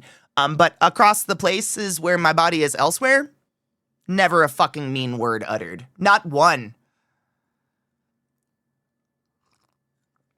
But you know what I'm saying? Like, it's kind of, that's what's, I think we all are looking for someone relatable to hang out with, not someone who's unrelatable. I don't make any income. My stream is only up when I'm performing, and sometimes not even then because I use a different CDN that also pipes the stream to Twitch. And I think that's a lot of people. Or they use Twitch for other means to stream, to like record content or something like that. Like there's just so many fucking channels out there. It's kind of astronomical. Most social media structures rely on the failure of aspirants to succeed. Churn in required at the bottom of the pile in order to float the... Oh, it's a pyramid scheme. Yeah. It's look at me, you can do it too. You can't. You cannot. But they'll run ads on your channel anyways. Happy Wednesday, Flo and Phoenix. How are you, love? Good morning, Worsty. It's so hard to track the numbers, too, because I know multiple friends who have popped up a Twitch stream just to show off what they're playing to other friends before Discord sharing. 100%. I dated a guy who did that. Literally, that was the only reason. Don't forget to like and subscribe. Hit the thumbs up below the channel and go hit up those comments, you know, just post, you could just post comment. We just need the engagement. Thank you so much. I could never YouTube. Hit that bell to make sure you have notifications on.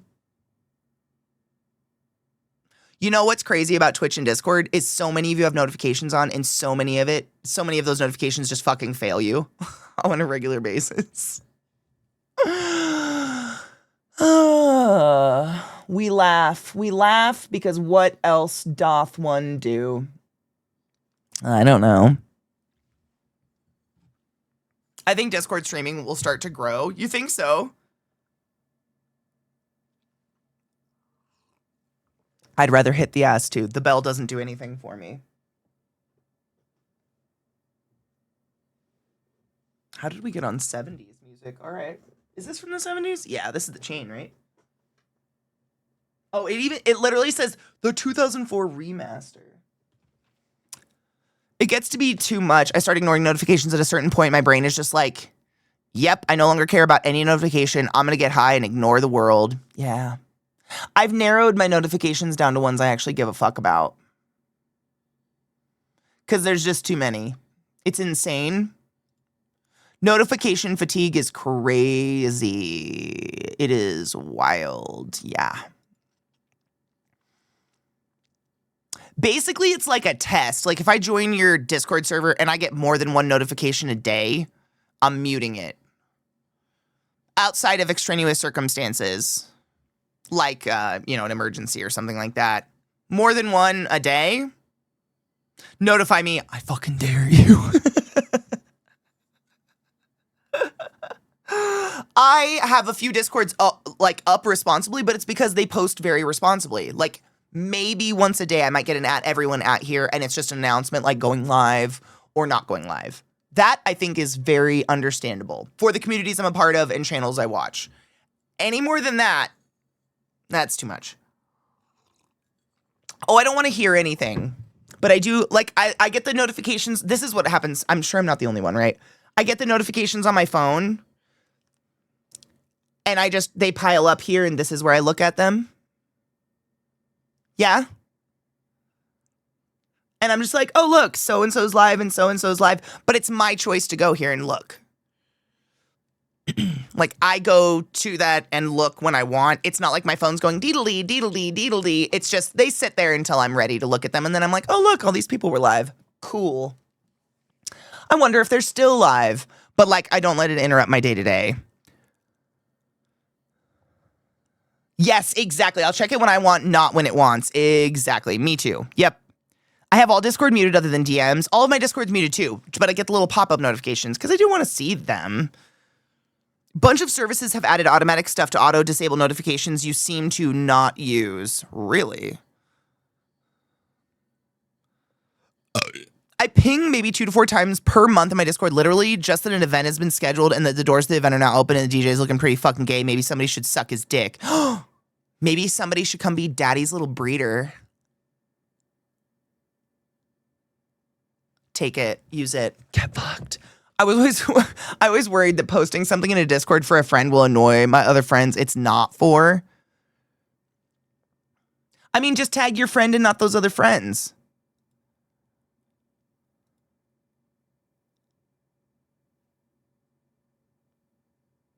I've never seen Third Rock from the Sun. Which chick?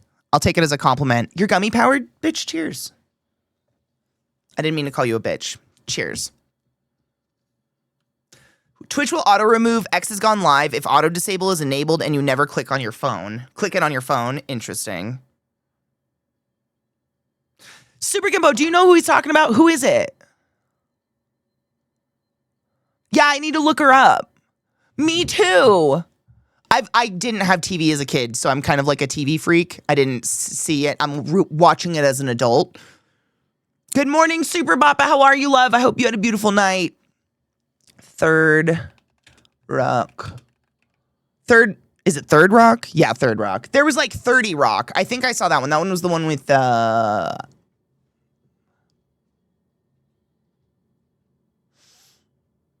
keep wanting to say Amy Poehler. Tina Fey, Jesus Christ.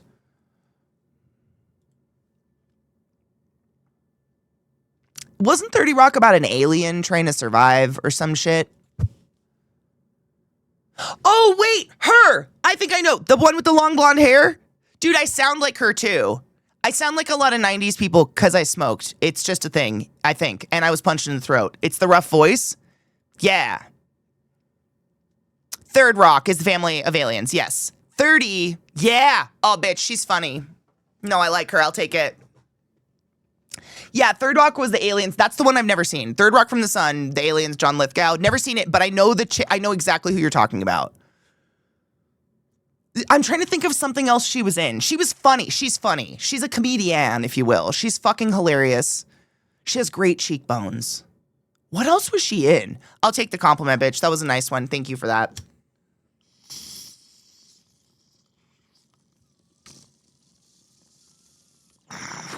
I noticed that whenever we watch movies in movie night from the 90s or 80s, I feel like I sound like a lot of the women in those movies, the husky.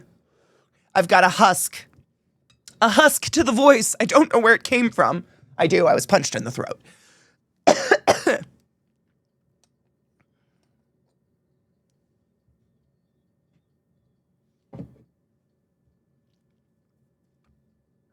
Edible knocked me out? Fuck yes. Good.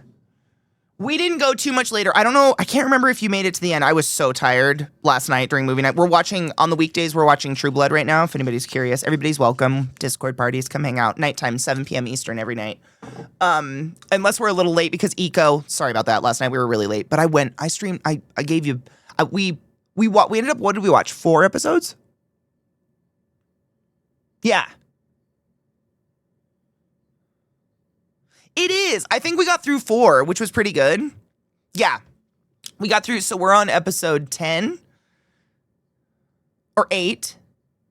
9. We're on episode 9. If anybody's just catching up. It's been really fun, though. I love True Blood's a good show. Up until, the last seasons-ish. Good book series, too. Pretty fun. Good, beachy read. Very much enjoy. Eco's going great. I didn't know, someone in chat just said there's a bunch of twig signs everywhere. I'm real curious to see what the fuck happened there.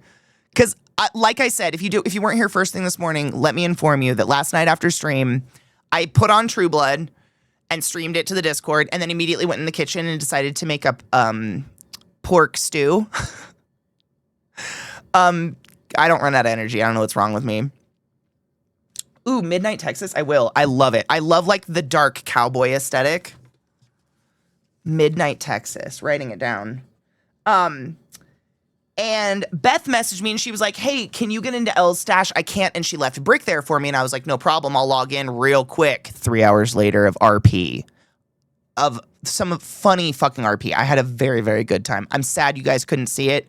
But if you were in Gassy Mexican's channel last night or Dr. Gluon's channel, I think both of them were streaming. And I was definitely I was RPing with them. It was super fun. But it was... So this is canon. This happened last night, just to catch you guys up on the eco story. So I was going around delivering things. I broke down my brick kitchen because Miss Beth and I have decided that one kitchen is good enough. We just have enough brick for one. And the server, the impending doom is coming. So we can't really expend more time on it. Dawn, my love, hello, good morning. Dawn is working on the castle. We'll go see that. And so, Beth and I went over to Beth's house. And we saw Tommy Chive, and Tommy Chive like seems lost. I think the Chive family is an old family of the island. If I'm incorrect on that, let me know. Like the name is very familiar. But we were telling him about the church, or the not a cult, of Twig, where the mill is, and how we worship Twig, and Twig will eventually take down the great meteor that is in the sky. And I fuck you not, Tommy Chive got sucked into the earth and then blasted up into the sky and then just fell to the earth again. Tommy Chive may or may not be the chosen one. And so we kind of went off about Twig for quite some time last night. And so if there's Twig signs everywhere, this could be why. Jenbot, thank you so much for the biddies. I appreciate you. Good morning, love. Good morning, Ren. How are you?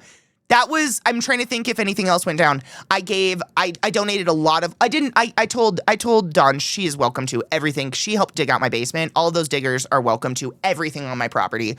But she needed a lot of supplies to get over to where the castle's going to be for the Malord Bangla Bumlove. I cannot remember the Lord, his name, Dr. Gluon. And and then Pods made us incredible carts. Pods made us motorized carts. I don't have fuel, but I guess I can put hewn log in it and that will burn it. But literally, like, Dawn has one. I'm very excited to see her tooting around. It's a bike, like, with a cart, but I'm very excited. I think that's it. Is that all that went down last night? Dawn's a psycho. Gonna be? I have news for you. Takes one to know one.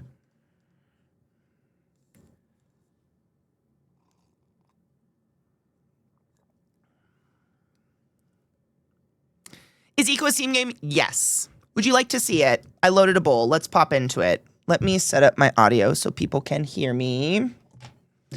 Because there is RP every once in a while. It happens. Oh my god, the castle's done? Shut up. Oh, I'm very excited.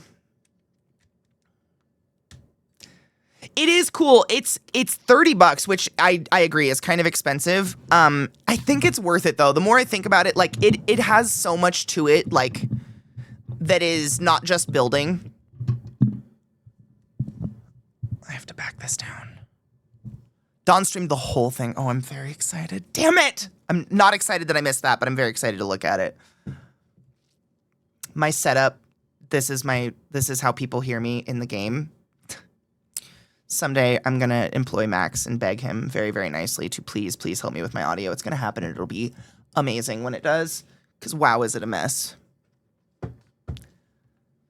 As a cult leader, I can say this, in fact, a cult. I'm here for it though. What do you mean? Not a cult. Do you guys like my oil burner? Oh, I didn't even put the fucking oil melts on it. God damn it. Beth got me this for Christmas. This is a funny story. You'll love this.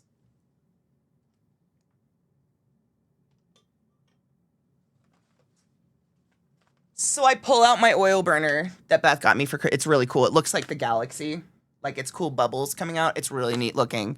And she handmade a bunch of wax melts. And Zach brings these out of his bag the other day and just walks them out to my desk. And he goes, I thought these were chocolate. They are not.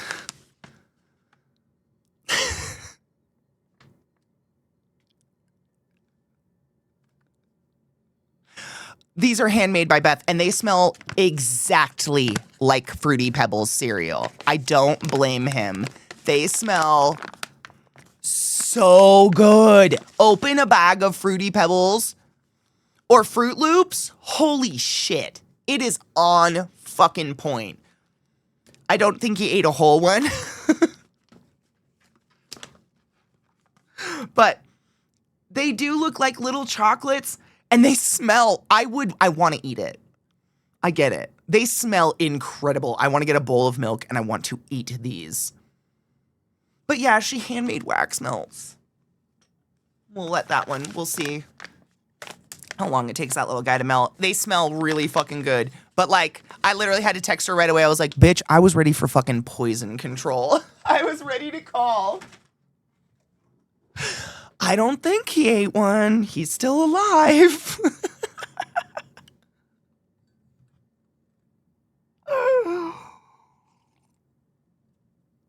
Amazing. This one's the one that, if you're wondering, this is one that kills 3D printed me.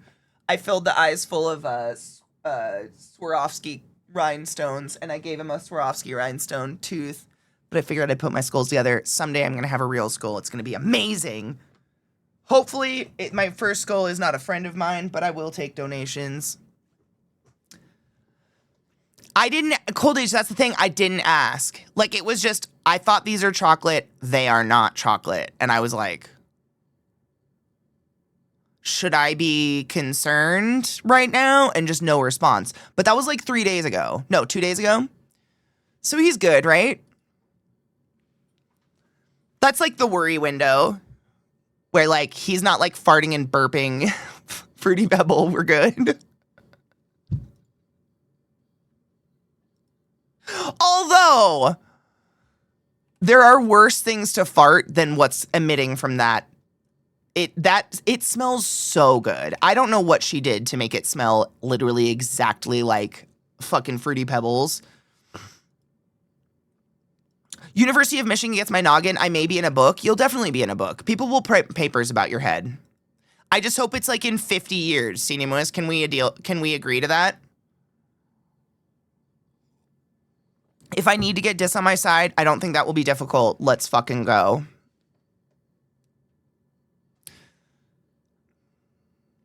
Even in my sleep, I spit out the pine wax. Oh, you ate one? Yeah.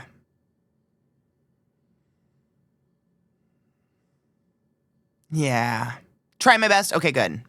That's all I need from you. Like, other than your personality and just general presence, like, all I need to know is that you're trying to stick around. That's the best we can all do, right? I'm moving you guys so I can see you. See, V's in. I got a lot of feisty bitches, Cinemas. We'll get it. Now I can see you guys. The text is a little small.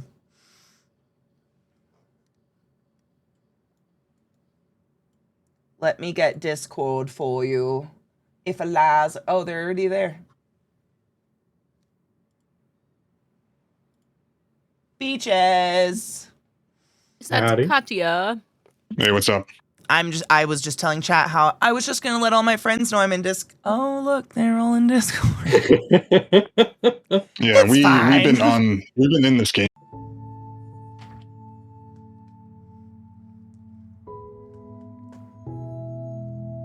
How does your dog feel about religious undertones? Her name's Lilith. Yeah, the answer pretty much is in the name. Yeah.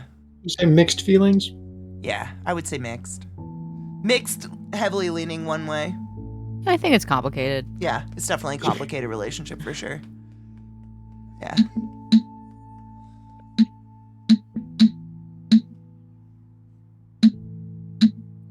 She's so big yet so small. I know. They can do this thing where they squirrel up like this and make themselves very small. But in fact, their paw is as big as my face. That paw is very large. Are you holding yourself? I mean, Okay. I demonstrate this size by slapping the shit out of you every now and then.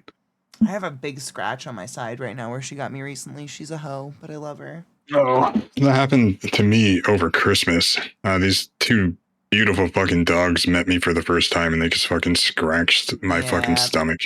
Because they were excited. My dogs do the same shit. Meanwhile, oh my god.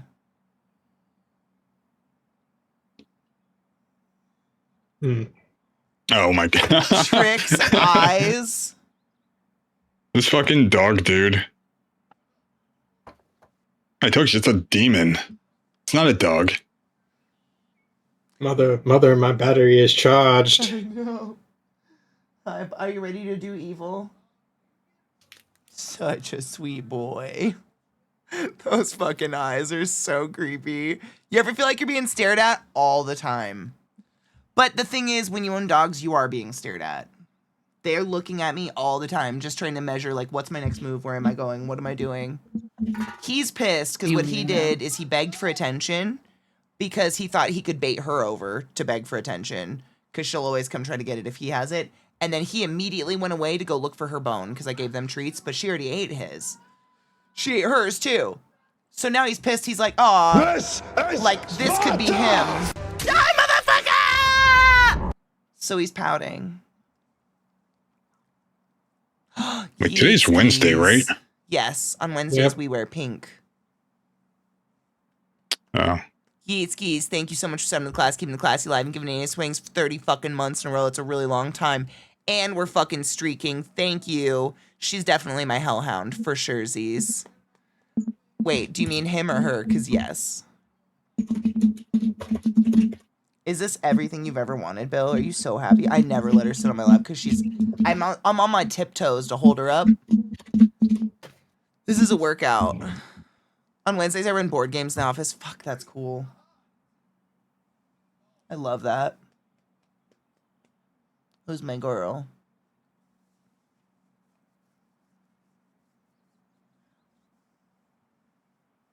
What the fuck was I building? It's okay, Bill. I'm just milling a lot of oil, I guess.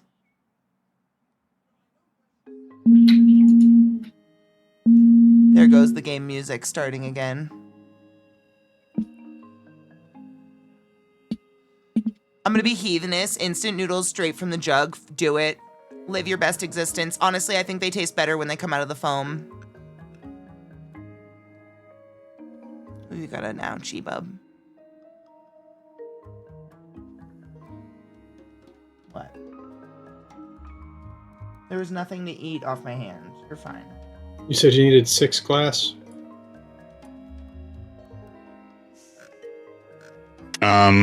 Yeah. Okay. What was I making for it? The research table? Or the laboratory? Yeah, the laboratory. Yeah. Hi, Bubba. We see And then- you and your eyes back there.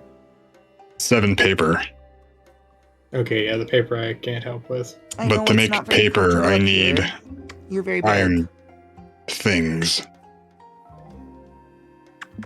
No You're one just can like even make me. paper yet unless you're taking paper milling. We're a little too big for this world, Bill. Okay. Are you gonna get a poodle, Maya? I mean, it's really hard. This is like the best dog I've ever owned in my whole life. It's a dog that's like active and plays and wants to. You're trying to take my chicken. He's trying to pull my chicken out from behind my back. That's not yours. No. Little shit stain. It's like the best dog I've ever owned. I've owned a lot of dogs. I've had mutts, I've had labs, I've had a Bernese Mountain Dog, I've had a German Shepherd, I had a pug. She's queen of my life. And this is like the best amalgamation of all the dogs I've ever had. They're goofy and weird and they want to be a lap dog and they want to snuggle all the time. And they're the most cuddly dogs I've ever had in my whole life. But they're also hunting dogs and they can go hiking for 6 hours straight. They don't shed. Amazing. They've got a really cute personality. They're like clowns. They're goofballs. They always want to hang out. You don't get a poodle if you don't want a shadow, because wow, are they shadows. This girl is a little bit more independent, though. Zach says, like, if I'm out of town and he's streaming, she lays on the couch out here by herself and woofs at things by herself. Oh, yes! Oh my god, I have a silver poodle breeder all picked out. Oh, I'm so excited! You know what's crazy is when we got these guys, these were actually, believe it or not, COVID dogs. All the shelters were empty by the time we were ready to get a dog. So we went to a breeder, but I tried to do as ethical as possible. You know, I didn't want to go to backyard breed or anything. And one of the most interesting things that I learned was that poodles are like one of the best service dogs you can have because they're so hyper intelligent. Like they have the potential for all that smarts so hard. Is your other foot falling? Is that why you're worried? No, you're fine. You're good. They're so smart. Like we train each other. I joke and say they trained me, but they kind of like accidentally train themselves by just like learning my habits and my routine. They've developed their routine. You're such a good boy. You just disappear in the background though. No one can see you, you beautiful son. You're such a pretty boy. Even those demon eyes are pretty. I know. He actually has the prettiest brown eyes. They're so beautiful. But your green shine is just as pretty, bud. You're a dog groomer? Oh, I'm so jelly. You're going to have so much fun. We've never really done fun haircuts on them because where I live, the weather is so crazy, their hair just gets matted. It sucks. So we normally just do a shortcut like this, and then I have sweaters for them, but I just washed them, so we don't have them on today. But normally we have sweaters to stay warm, but they're just such a good dog. I really do feel spoiled with my look at this little cinnamon roll. This is 75-pound standard poodle. She's huge, but how did she can somehow make herself small? I am 6 feet tall, just to add to that fact. I'm not a small person, but she can make herself like this little cinnamon roll. Katie is exaggerating. She's really like 8'4". I am. 792 pounds. I'm 4'8". We're just talking about that cow. Look how tiny she can make herself. I've been on my tiptoes this whole time. My legs are shaking. But I think it's kind of like when you're holding a baby, like the option of letting your feet drop isn't there, so it's not really bothering me. You should do calf workouts. Just lower and raise your feet. Dude, my legs are literally vibrating. I've been absolutely up on my tiptoes this whole time. It's just been a constant, like a plank of the calf. Oh no. Oh yeah. Oh, there goes one magnesium leg. ready. That's involuntary muscle spasm, y'all. Always fun. That's fine. Yep. Also glad I'm fucked. Lil finally got her way to come snuggle on my lap. It's just genuinely, she doesn't fit very well. She's a big girl. We snuggle in bed every night though, so don't think I abuse my dog. She sits like this in between my legs at nighttime, and I read a book or something. But for some reason today, we've just needed a lot of extra cuddles, and I think she's like, I'm finally on the lap. I'm never leaving now.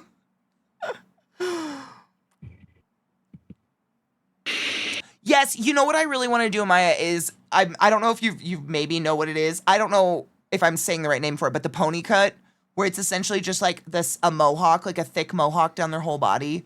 I always think would be really pretty because she's got this really cool like fawn deer coloring, and he's my badass.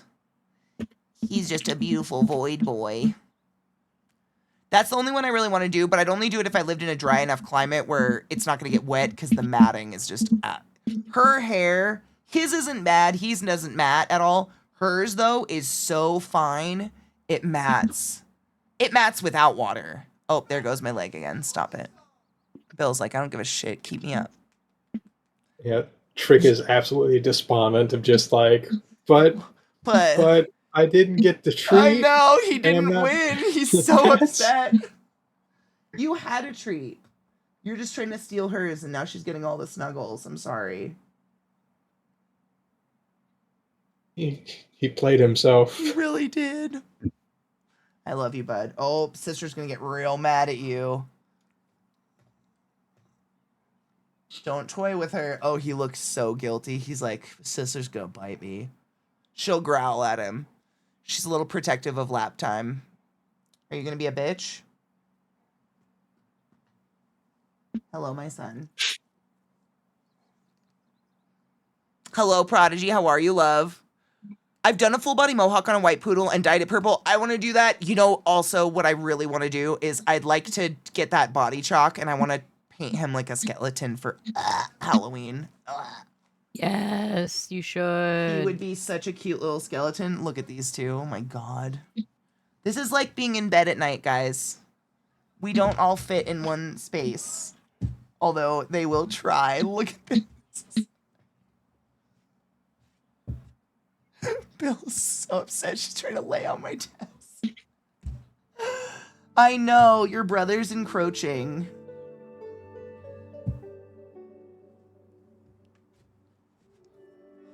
I know, Bill. She's so upset. It's fine.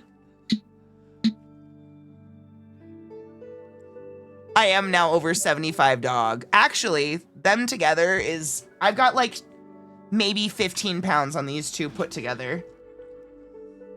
They're bulky, especially him. He's just a solid boy. Sorry, bud. You did this to yourself, though.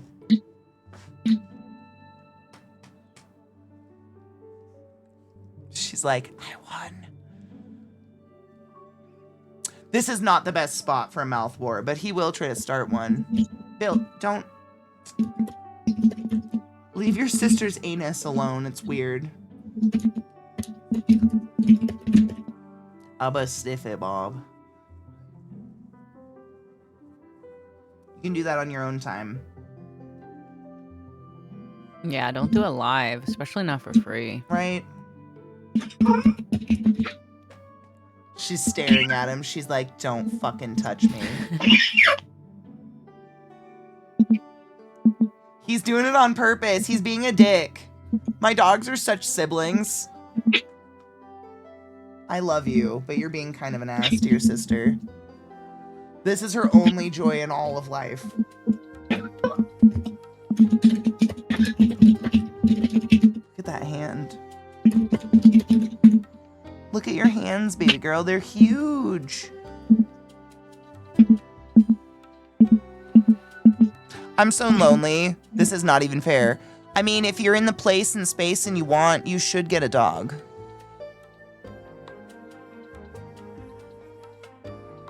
They're kind of awesome. Like, whenever I'm sad and feel lonely, I just, like, snuggle my weird little hairy children. And I'm like, oh, all right.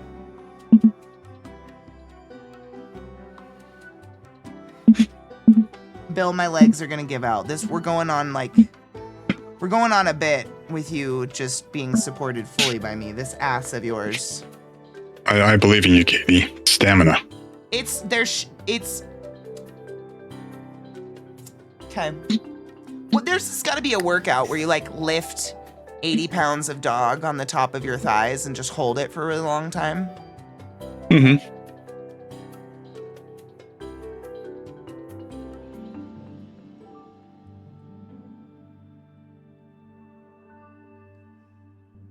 I feel like there's like a hip thrust movement. This is just killing like my groin and my inner thigh right now. Whatever this workout is of just standing on your tiptoes, my inner thigh is on fire. You don't care. That's okay. You're cute.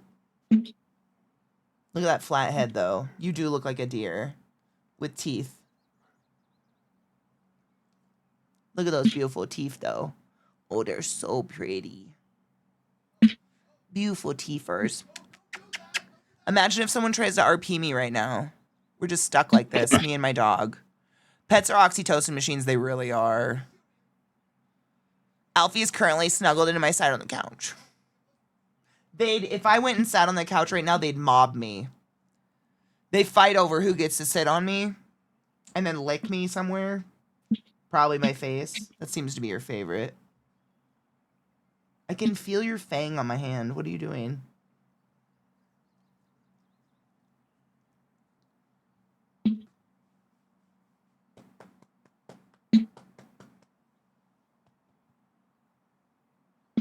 Where's your brain?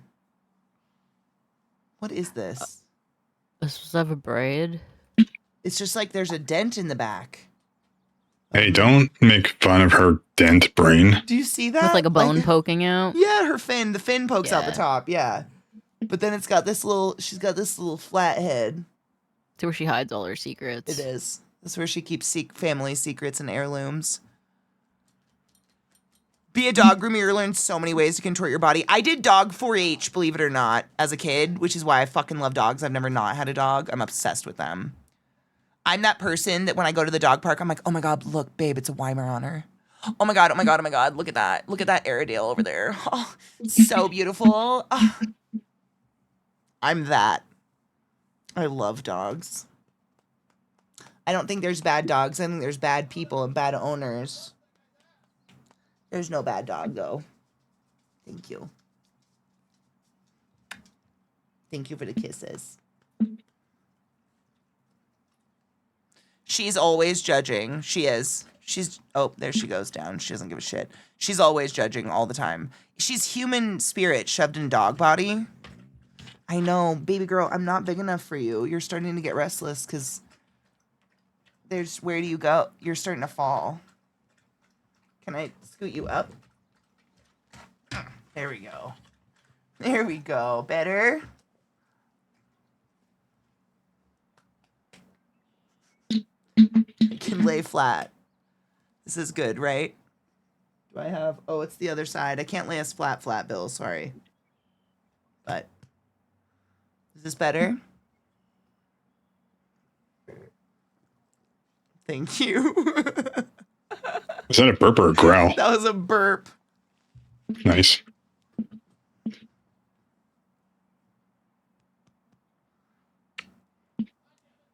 Also, Liza, I'm kind of fucked currently.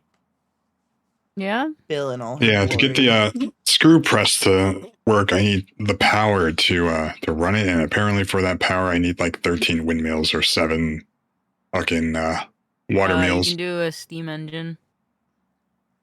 Or maybe not I don't remember if it's a steam engine or... I think it's a steam engine. It does mechanical power. Let's see how much that costs or what I need to do to build it.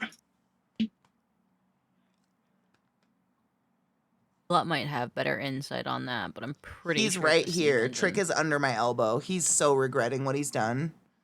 Literally, Trick in the background. It's sure, baby. Yeah, That it's should not be turning out the me. way I thought it would. No, this is not how I was supposed to go planned. I was supposed to trick Bob, and then sister would be a stupid bitch, and she'd be like, Bob, pet me, and then I get both the bones. But then when sister got on Bob's lap, all the bones were gone. And now it's just me. And Mom and sister are having snuggle time. Oh no. Look at those beans. Look at those hairy little beans. You're in heaven right now. This is your favorite It's thing either a that's ever steam happened. engine or a combustion engine. Now that you know you can do this, you're never going to leave me alone. So to get the steam engine, I need the things that the screw press makes. What huge mistake did you make? Me? No, Bolt made a big mistake. Oh, Trick, yes. He's now right here. You guys can't see him. He's sitting right beyond her ass. And when I look at him, he does that side-eye thing.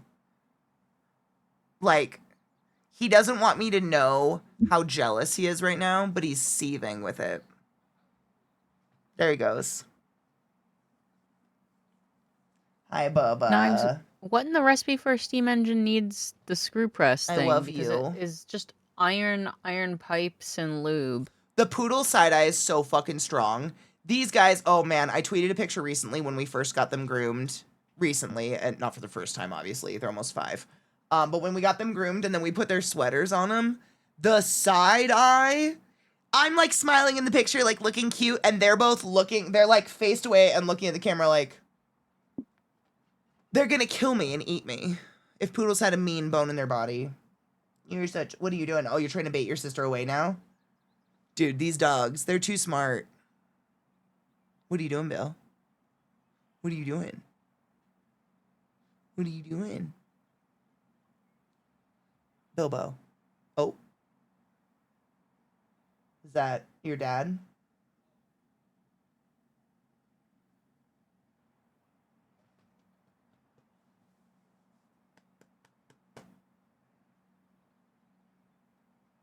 What are you doing?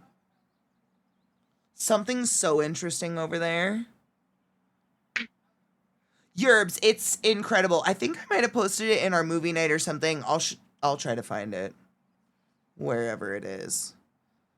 But they literally knives like zoomed in on both their faces to do a bitch post because they were both looking at me like sullen teenagers. That's the eyes they had heavily. Oh, I'll find it for you. Happy 420. Oh my god, Hev, are you making stew? What kind? I made pork stew last night and it was really delicious. Oh, I found it. What the fuck are these pictures?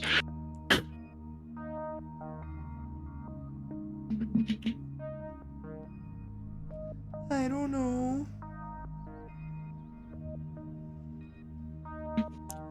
Hold on. Let me make sure that if I post this somewhere, it actually goes to where it needs to go.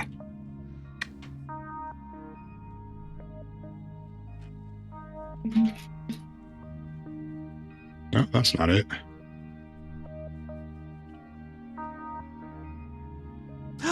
Hellcath. Yes. Lilith's in her favorite place in the whole world. She's living her heaven right now. This is my baby girl, my wee little pup. Remember when she was a butterball? She used to be the size of one of her thigh cheeks, even smaller. And I could hold her in one hand. I could hold one pup in each hand. There's my boys back here too. But she'll never quite accept that she is around 75 to 80 pounds of standard poodle, and that this just isn't feasible all the time. But every once in a while she gets the treat to be on my lap during stream, and it's like, getting her off my lap now will be an act of God or something. She'd like to die here.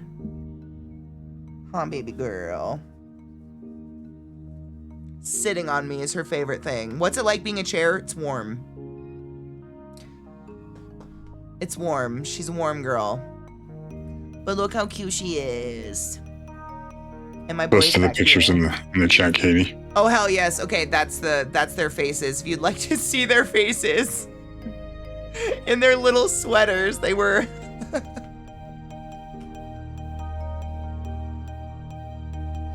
very upset with me. Oh, she's trying to fall asleep. Baby girl.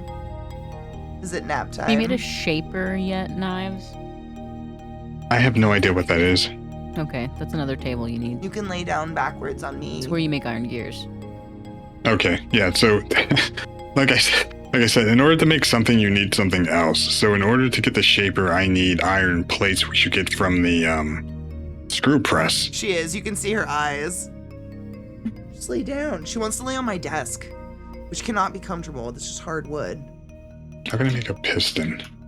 Do you see Trick? You gotta make a steam engine, Knives. I have to make one? I mean, if you want the power for everything, I would assume, yeah. Well, yeah, so to make those, I need the other stuff. Like, I need a screw press. Ooh, heavy. I can make a no. steam engine. I think you were looking at a combustion engine. No, it says portable steam engine. Does it? CP girl. Yeah, No, just a steam engine, not a portable one. Just a steam engine. You're such a good babe boy, bud. I'm pretty sure they're different. Okay, how do I make a steam engine? It's at your Is it- table. Same table? The machinist table, I know that. Hold on, I gotta find it again. Okay, no, I found it. So I need 5 iron pipes and a iron bar. I would die for your dog, Kate. Dogs, plural, but like right now, Lil, for sure. I'm just watching her eyes get sleepier and sleepier. Oh yeah, she's fading. Oh yeah. I would fight 13 tigers, a crocodile, and 2 eyes for your dog. So would I. Hello, Pods, my love. Isn't she so cute? My boy's back there too. He's very jealous. It's the only reason she's not going to sleep is she can see her brother and she's like, I don't trust it. Is that his tongue that we see? Or is that an eye? That's an eye. It's an eye. Okay.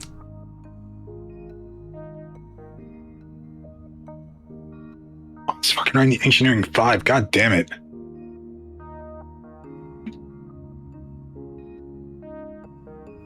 Just like 2 pixels of white to me.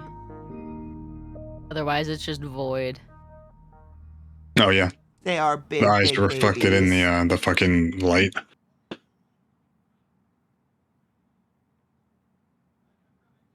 Elijah, what's the easiest way or the fastest way to up my engineering skill? I know. Trick's like, is it my turn, Bob? It's gotta be my turn now, right? Oh, now he's on my right shoulder. You might see his nose. You Hello, my mining? boy. Hi, Trick. I No. see you. Probably stamping out roads then. My girl. I'm I'm glad you're comfortable, Lil. I was gonna say probably making stone roads, but you're gonna need a lot of mining materials. I guess I can make dirt ramps. I don't think they count as engineering. They're in the Wainwright table. No, maybe they're cheaper recipe.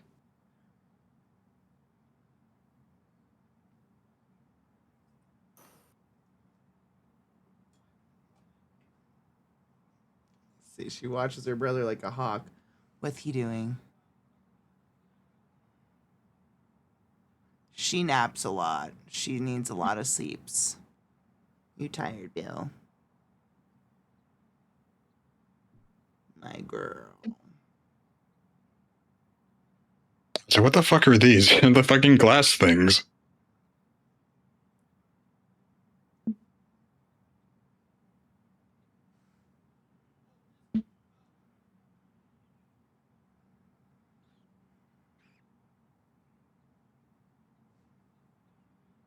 I can't see her eye from here. But I imagine it's like the weird vestigial eyelid goes across a little bit. And just it slowly is like a shutdown. She feels like a limp noodle right now. Like she's just dead weight. This is the best. I'm not working out today. My inner thighs are on fire. Holding her up right now. She is your workout. She is That's my such a workout big today. weight on you. Like It is. I've never put 80 pounds on my thighs and just like sat on my tiptoes before. Ever in my life.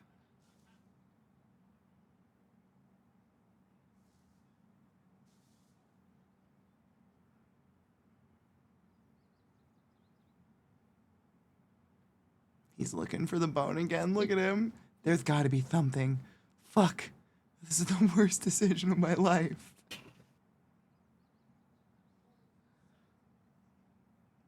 my dog is going crazy behind me.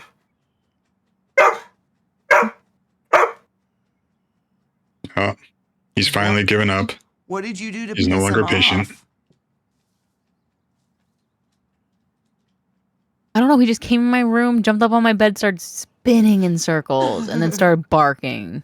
Oh, that was your dog, Eliza. That's Queen Yeah. Jake. I thought that was Trick.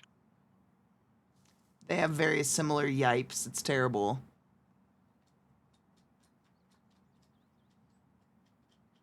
I'll be right back. It's okay. I think we're all just patiently watching my dog go to sleep in my arms. It's fine. Yeah, she's about to knock out. She has a couple times, and then Trick moves and freaks her out. You know what's crazy is when I was in anatomy and physiology in school, we got to dissect a cow eyeball. And Whoa. it was yeah, pretty gnarly. Like it's like the hardest tendinous leather you can ever think to cut through. Like eyes are a lot tougher than you can ever imagine. They're really thick. And once you get into it, there's like a floaty green jello thing, and that's your lens. And then if you look at the back of the inside, it actually looks like the inside of like an abalone shell. And that's what you see when light shines into animals' eyes, that like green glow. And I can't remember what it's called, but it's a special type of elastin that helps light bounce around in their eyes for a longer period of time, and it gives animals night sight. So like I was going to say that helps them look and pretty much give them night vision, pretty much. Literally. So the fact that you can see that in Trick's eyes goes to show how fucking dark I keep my living room. It was Well, the so sun is gross. evil. Yeah, it was real gross. Oh yeah, she's done. Maybe it's the talking. I need to keep talking. Yeah, that was a cool thing we got to dissect. We got to dissect a few cadaver parts. We got sheep brains. That was pretty cool. So every pair, I think we paired up because we got enough sheep brains. And we got the brains, but they were still in the skulls. And so what our teacher did is you got extra credit on your test. You got like extra 10 points or something, no matter what, if you could extract the brain without damaging it. So essentially the brain Trick, leave your sister alone. He's at my knee. Don't be a bully. Leave her alone. So essentially we had to like crack the skull off, and then you have to get the brain out, and then the brain is in this like kind of almost like a shell called the dura mater. And it is like a foggy see-through material that's just clung to the outside of the brain that you can kind of peel off. And then under that's the pia mater, and that's an even thinner like skin shell that's over the brain protecting it. And if you had to get both of those off and they're like nestled, like pieces of it's nestled in the sulci of the brain and stuff, that's kind of how it holds on. So you kind of had to like crack it off and get the entire thing off without harming the brain. And brains are like delicate, warm jello. They're really, really, really soft, really easy to damage. But I want to say my group did it, if I remember correctly. I think we totally did it. I have pictures of it somewhere. I'm just talking now because it's keeping her asleep, which is fucking adorable. Does the film over your brain grow back? Oh, no. If we're at the point where we're removing that film across your brain, I think they have synthetic things they put across to, like, replace it. I never got to do any of that stuff in the high school because my high school was so small and so poor. We didn't do anything. Like an exciting day was going outside and pointing out trees and being like, that one's pine. Like field trips. Well, I was at a pretty big high school. We didn't do that either. Yeah, we never dissected a frog or anything like that. Nope. We never dissected a frog. We dissected a worm in college, and then we dissected a frog, like a chicken leg. But it was more about like using the tendons and stuff and pulling on the pieces of the chicken wing to like make it move and kind of understanding how tendons and stuff move, and that was really interesting. And then it was like, if you could get that far, I think that was Anatomy and Physiology 1. Anatomy and Physiology 2 is where we would actually get human parts. So you had to pass the first class to prove you were allowed to play with human pieces, which was cool. We dissected a pig fetus, which was pretty gnarly. I have a picture of that too, like myself with it. I have pictures of a sheep's brain. I have pictures of me and 3 pretty girls dissecting sheep's brains together. We definitely did. We dissected pig fetuses. It was very interesting. Are you gonna sleep or what? Because you're so heavy. My thighs, girl. We're going on. Oh my God, you've definitely been in my lap for 33 minutes at least. Stamina. It's incredible. I'm actually really impressed with how I'm holding her up at this point. I don't know how it's happening. My left leg is like just in a constant state of burning and pain. Are you sleeping? No, she's not asleep yet. Yeah, Bob, I would definitely sleep. Oh, no, she's definitely awake.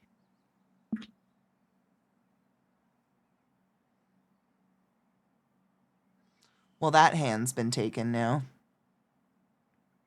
I've always been a dog bed. That you wonder why my dogs come and beg for my attention all day. It's because they're just like, can you just lay down? Just hold me. Yeah, just hold me. That's all they want. All they want in the whole world. They're the most... I've never had dogs this cuddly in my whole life, to be honest. No dog I've ever had has been like this.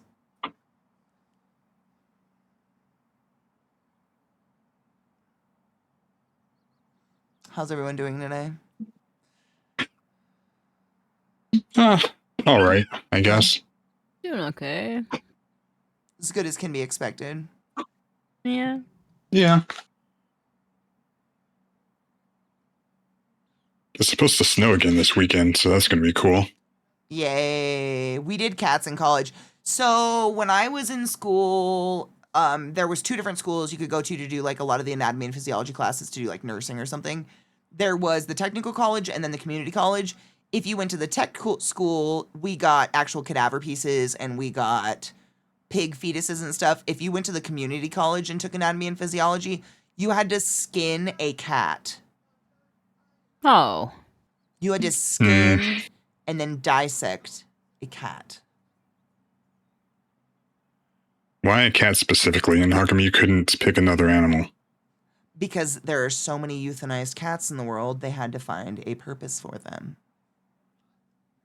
And cats look the same on the inside as every other animal. It's very unfortunate. But this is why we neuter our pets. This is why we don't backyard breed.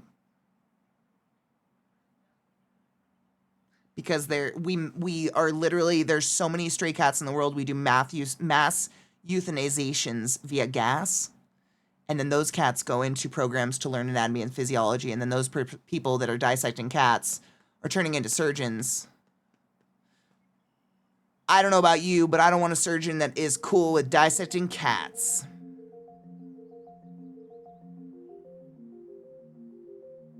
I'm on your guys' side. I didn't want to cut up a cat either. I was at the tech school. I did not have to cut up a cat. Thank fuck. You're You're so heavy, you're hurting me. I love you. Look at that belly. Who's a belly girl? She's like, I'm so fucking tired. Stop touching me. Bob, just let me sleep. I know.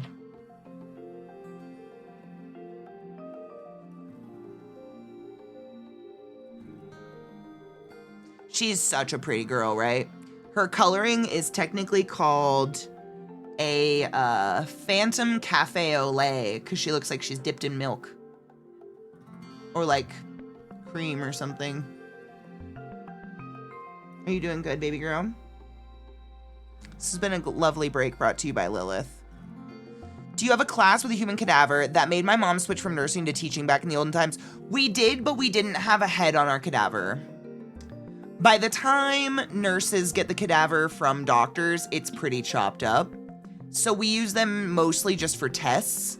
We'll get a cadaver that's already been chopped up and peeled up and is like torn apart. Not in a gross way, but like you can literally just go through it and label all the organs because everything's out on display. That's about the time we get it because our job is not to learn how to do surgery. Our job is to learn what's what. So I think there's a hierarchy of people in medical school, but like surgeons definitely get bodies first and foremost. And then plastics, i.e. plastic surgeons, reconstructive surgeons, those get bodies on the same, like they get the heads and the faces so they can practice, you know, reconstructing faces and noses and things. And then it goes down to transplant surgeons, etc. So like, yeah, is that... She gave up. Are you not gonna go to sleep?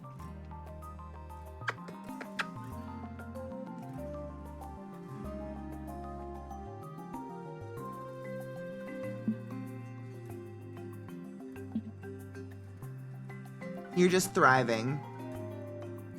I didn't think you'd last up here this long. She's very down with it.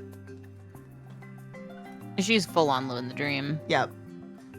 My boy, he's so upset with me right now.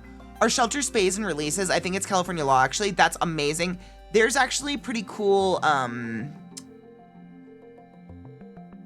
what's the word? It's like, it's a service where basically if you notice your neighborhood has like an infestation of stray cats, it's this service that will come out, trap all the cats, and neuter them and release them again.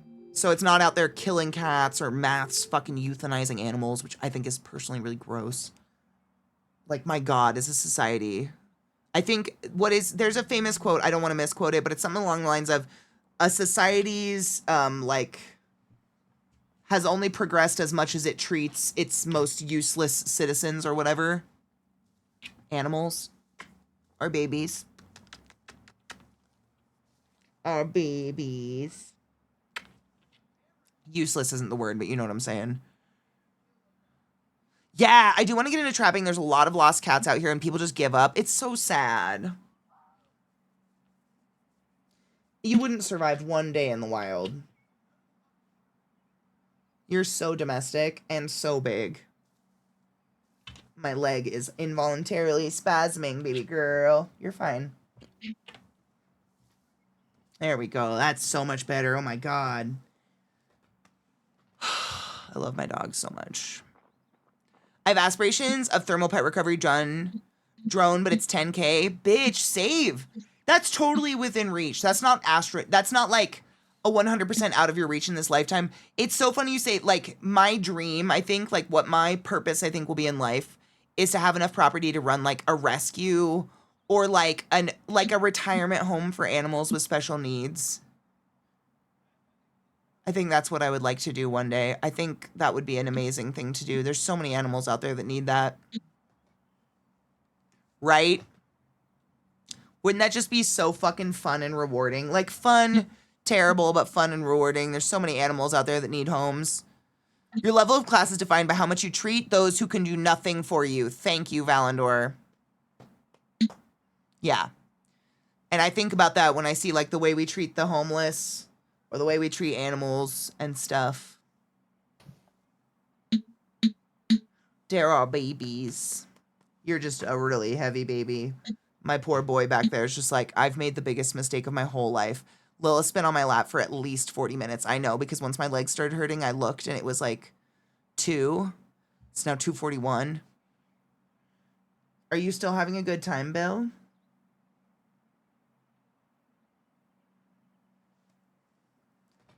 We could take a break and go outside.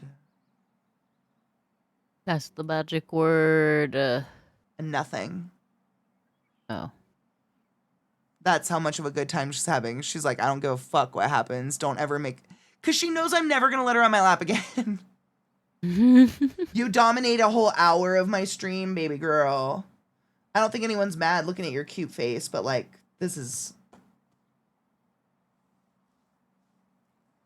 Do you just feel like you won over your brother today? Look at that skin. I could put a whole hand in there. Look at all that skin, baby girl. What are you gonna do with all that skin? I'll make another fursuit out of it. Yep. We're gonna make another Lil. You might be able to make a little one. Oh, Bull. I'm going to assume it did really well in the snow, yeah? I had to have reconstructive done when I was 3. Fun fact. Oh my God, I had it done when I was 12. Fun fact. Yay. And look at us. We look semi-normal. I don't think I would stop crying long enough to last in a care home for animals with special needs. See, I would live there. So, like, I can take care of things while I cry. I cry all the time. I cry anyways thinking about all of these animals living and dying alone in cement boxes. So, like, if I could alleviate a few cats from having to be part of some, like, really depressing mass euthanization at some kill shelter, I'm okay with that. I'm not saying anyone else is participating in that. I strongly believe if you hang out in my... If you're still here 43 minutes later after I'm just holding a dog, you clearly care about animals as much as I do. Like, I feel we are all on the same note, yeah? You know what's crazy, Yerbs? I think Mish put it really well recently. She said, I'm already pre-mourning my dog. I find I'm doing that to these guys, and they're turning 5 this year. I'm pre-mourning them. Because I've gone through the loss of a dog. It's the worst feeling in the entire world. I'll never recover. Still haven't recovered from that. I pre-mourn this shit. I scream at them all the time and cry sometimes. I'm just like, do you even fucking know how much I love you? Do you even know? You'll never know. You don't know English. Fuck. And they're just like, no, but this lap is warm as hell and I'm never leaving. That's their only happiness. This is her. And my poor boy back there is like, well, I guess I need to find a new mom because I've been left.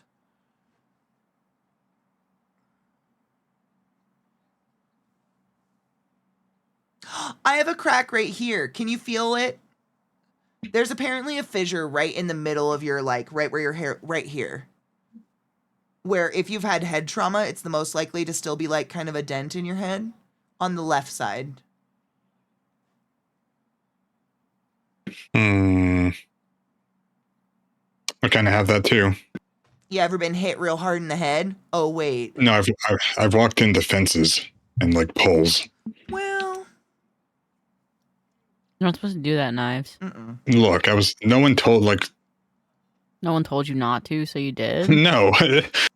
So the story is, we were walking down the street one time, and I was looking down just at the floor, and no one was like, hey, Knives, there's a fence or a pole coming up. Yeah. And I just ran right into it. Yeah, I've done that. And they were just like, oh, we thought you were looking up. Like, you motherfuckers. Monster Cheers, V. The minute the vet called my boy a senior dog, yes. I've never even been told that, but I already, like, I'm just, like, I'm ready. Like, I think I'm mentally preparing myself already, like, in, like, the next 10 years, I'm gonna fucking have to say goodbye to the most precious thing in my whole world. Again. Why do I keep signing up for this hell? Fuck. Because it's worth it every time. It's worth it every fucking time. You're so right. I love my dogs more than anything in the whole world. They bring me so much joy. Just, like, snuggling them when I'm sad. Hello, Jackie. How are you, love? Good afternoon, friend. Really can't beat dogs. Are man. cats considered geriatric? Fuck off. I hate that. No. Yeah. What's considered a geriatric cat? I don't know. I don't 'Cause, want to like- know. It's a baby. Well, you're Jackie And Chive for Pat's at least the looking next like old. 3 days and some change. My sister's mom's name was Jackie. I have an aunt too named Jackie on my dad's side. I don't know if she was nice. She didn't like us. She was okay on my side.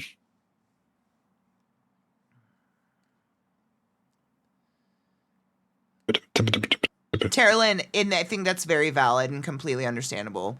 I had no idea how useless I would go when Millie passed. I've still never looked at her ashes, ever, or her little footprint.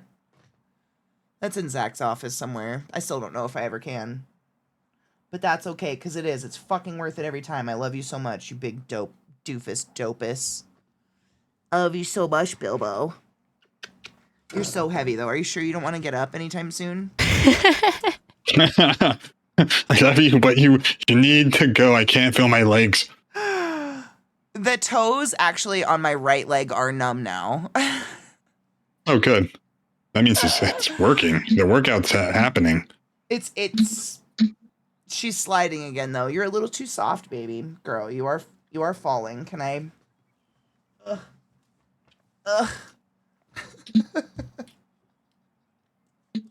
She's very much just like a giant toddler that can't accept she doesn't fit anymore. I love you, baby girl. A dog in your life is just a chapter full of love, but to your dog, you're the whole book. Oh my God.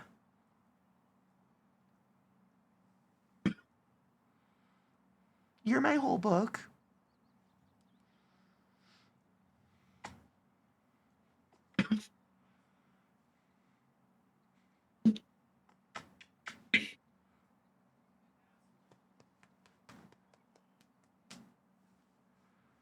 Can it be a series of books?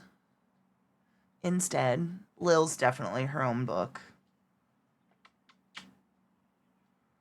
Trick did. He's right there. There you go. You can kind of see him. He's curled up on the very edge of the couch staring at us.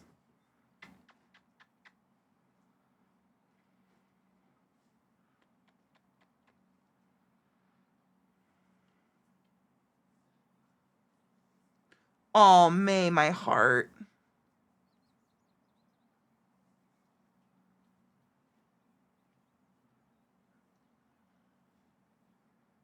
Okay.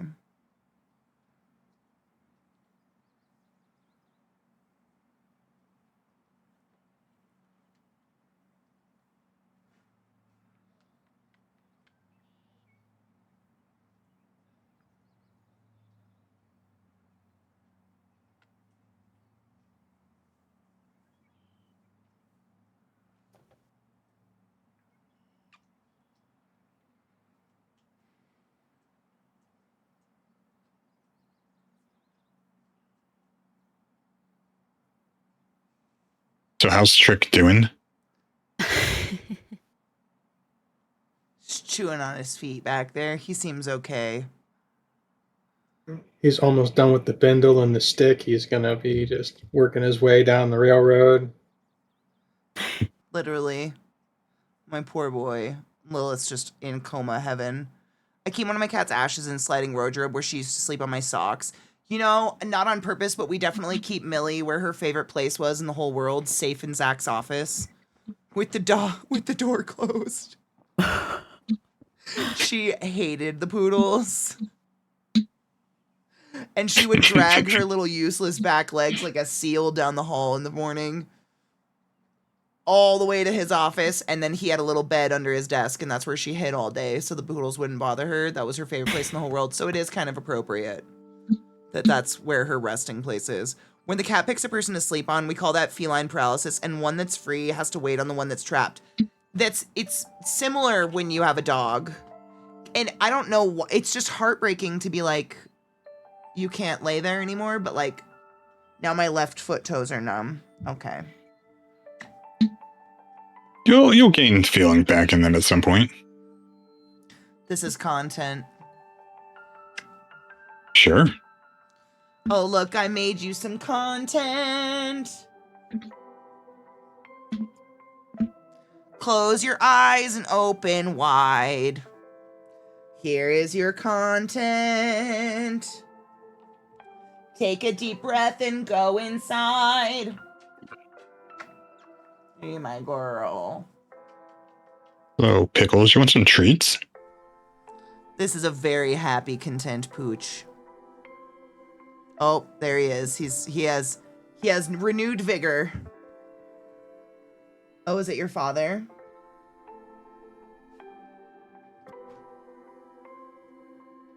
Oh shit, she's interested. What's better? What are you gonna do?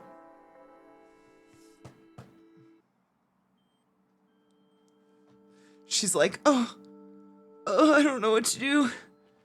Brother ran off to something that could be interesting, but I'm still on the lap. Thanks, Bill. You're just the star today, Bill, I guess. Welcome to it, everybody. Sorry about this weird hour break, but I don't think anybody minds, right?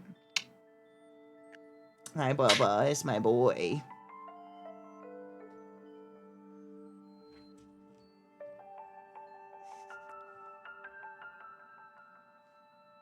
Bill, I'm not going anywhere. You don't have to hug me harder.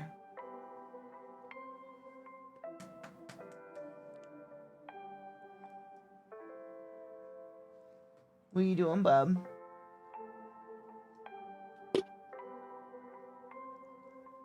Most handsome boy. Are you hot now? Yeah. You've been laying on me for quite some time, baby girl. Mama's inner thigh is, wow, worked out. But look at the teeth. I know, look at those little fangs. You get those teeth. They're so beautiful.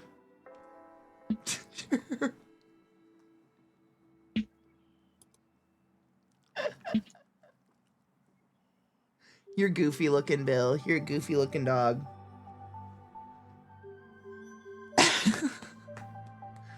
It's the ratio of head to neck. They have such a strangely narrow head and such a stocky neck. How your collar stays on, I don't know. Martin collar, Martindale? Martingale, mocking, what is it called? Martindale, I think.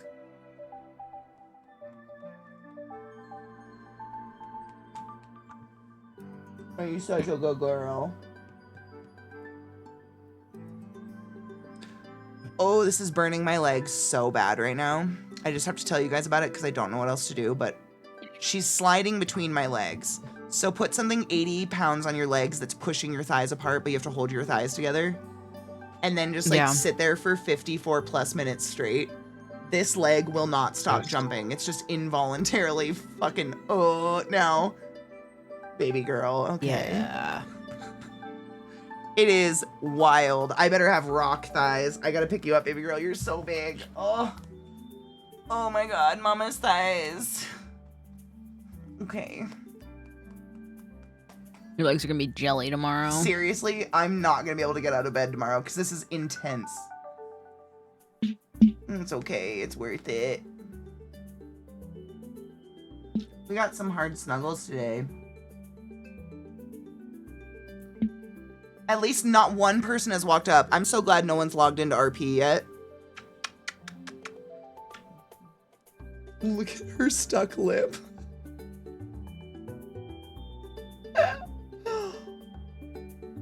Ferocious. You are a killer. You're a wolf. That's what you are.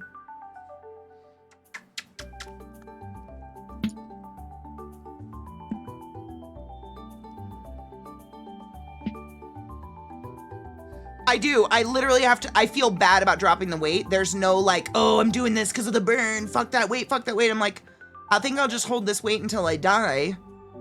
And I might actually pull a groin muscle because, oh my God, I don't think I've ever done a workout like this before, but what a good workout it is. Is this what it's like to be a mom? Where they fall asleep and you're just like, well, shit. Well, be safe. Oh my God, be safe, please. We're all crossed for you. Arms, poodle arms crossed. We're gonna go to sleep that way now. Yes, this is.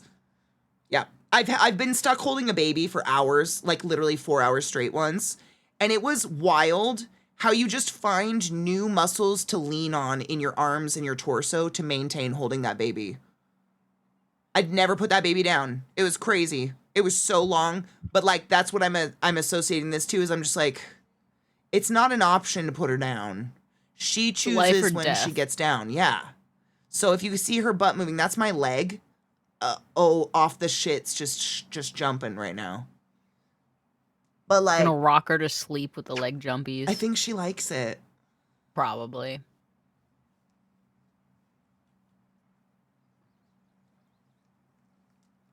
She looks so happy. She is. This is her heaven. If she could merge into my body, she would, I think. Especially the fact that Trick is getting no attention during this. That's just icing. She's such a mean. God. Look at him. He's grooming her. Please He says, "Where's your biter, sister?" Look at her face. That is a content poodle right there.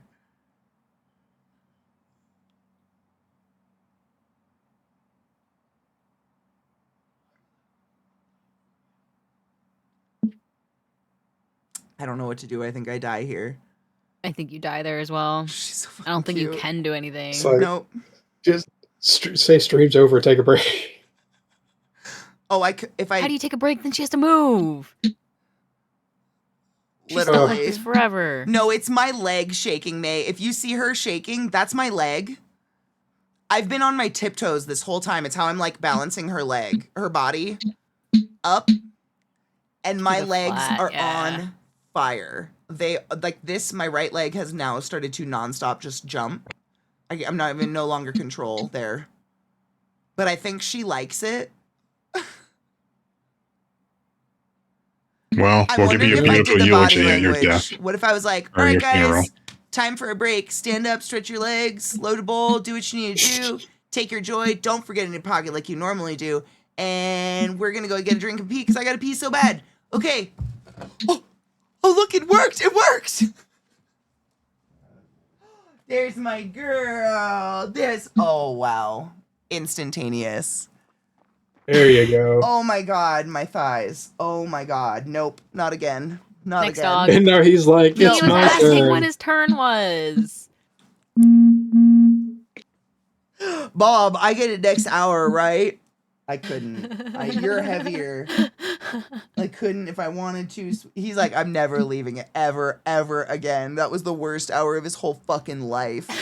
My legs, holy shit. My boy. Yeah. You're going to stand up and just fall over. Literally. Do you want to go outside? Oh, yeah, we do. Oh, my God.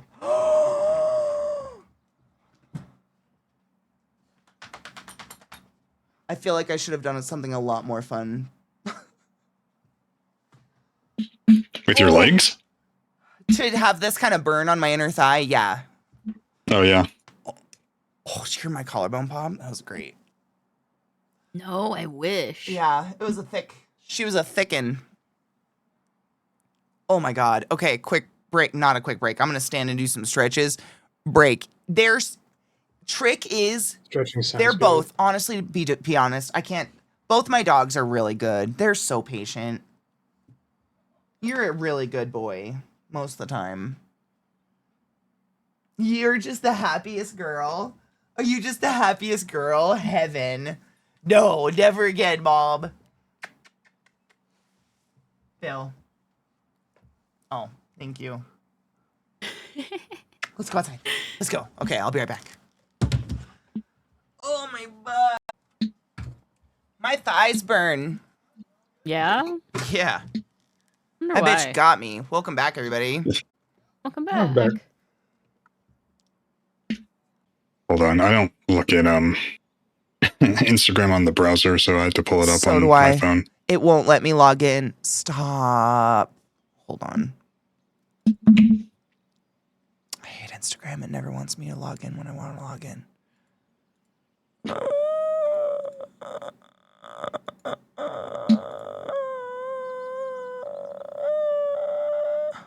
Liza, do you have lumber? Let me look at this fucked up cat. Let me look at this cat, internet.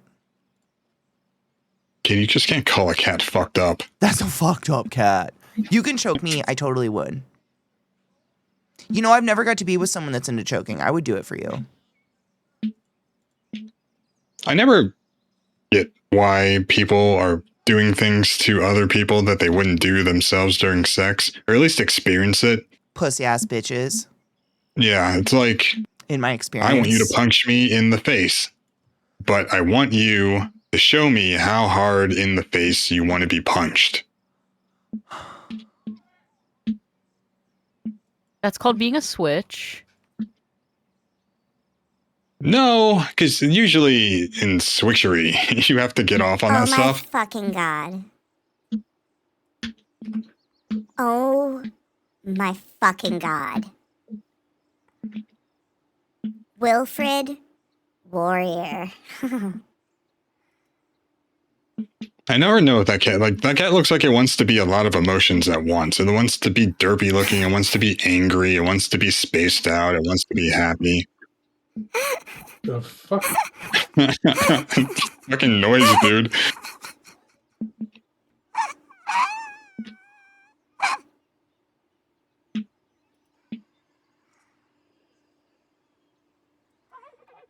I'm just saying. These people are either in Canada, Washington, or Oregon, because I just saw a giant blackberry bush growing across their patio, and that's the only place those demon plants persist.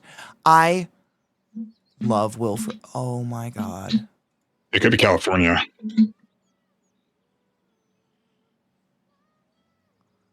We can't. It's DMCA, but like, It's a lot of meowing. there's a lot of That is a meowing. goober and a cat. Is it okay? The cat? Yeah. I don't know. He looks Someone like might he's think been it's through some okay. shit. It's like I said, it wants to be a lot of emotions. That cat looks like... Look at its teeth.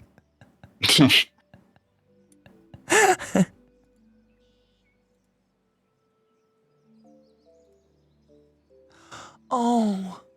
Oh, you can't just put cheese on a flat-faced cat. Oh my fucking god.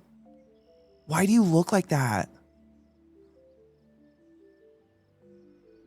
What is this music?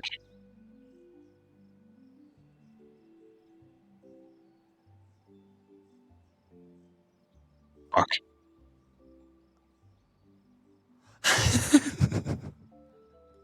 Why are cats? Does anyone know?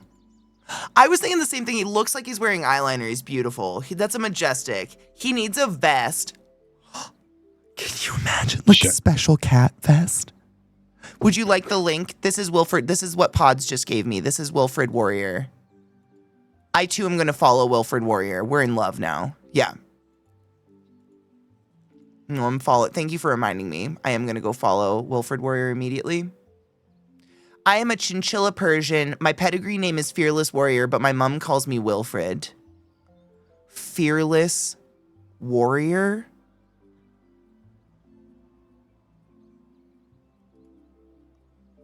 All right. You know, if I looked at a cat and it looked like that, I would call it fearless too. Mostly because I wouldn't know what the fuck emotion it was trying to convey at whatever time it was looking at me. I think it just wants to exist in this world with us.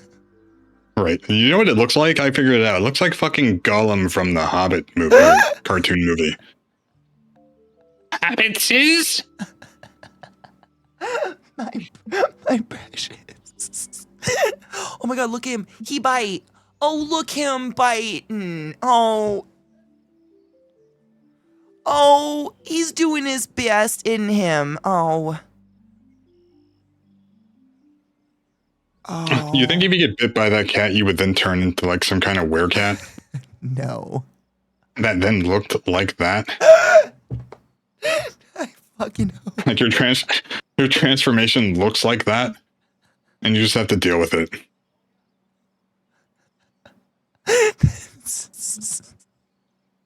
No, part of loving animals is that we get to make fun of how they look at any given time.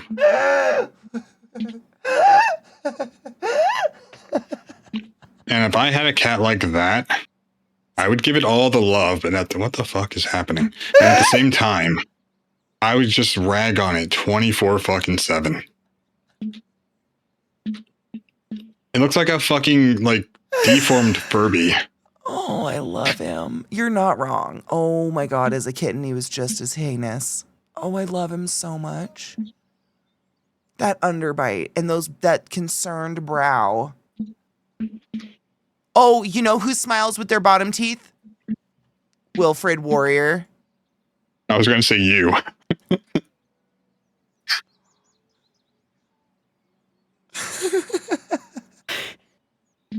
Hold on, Katie, there's a picture.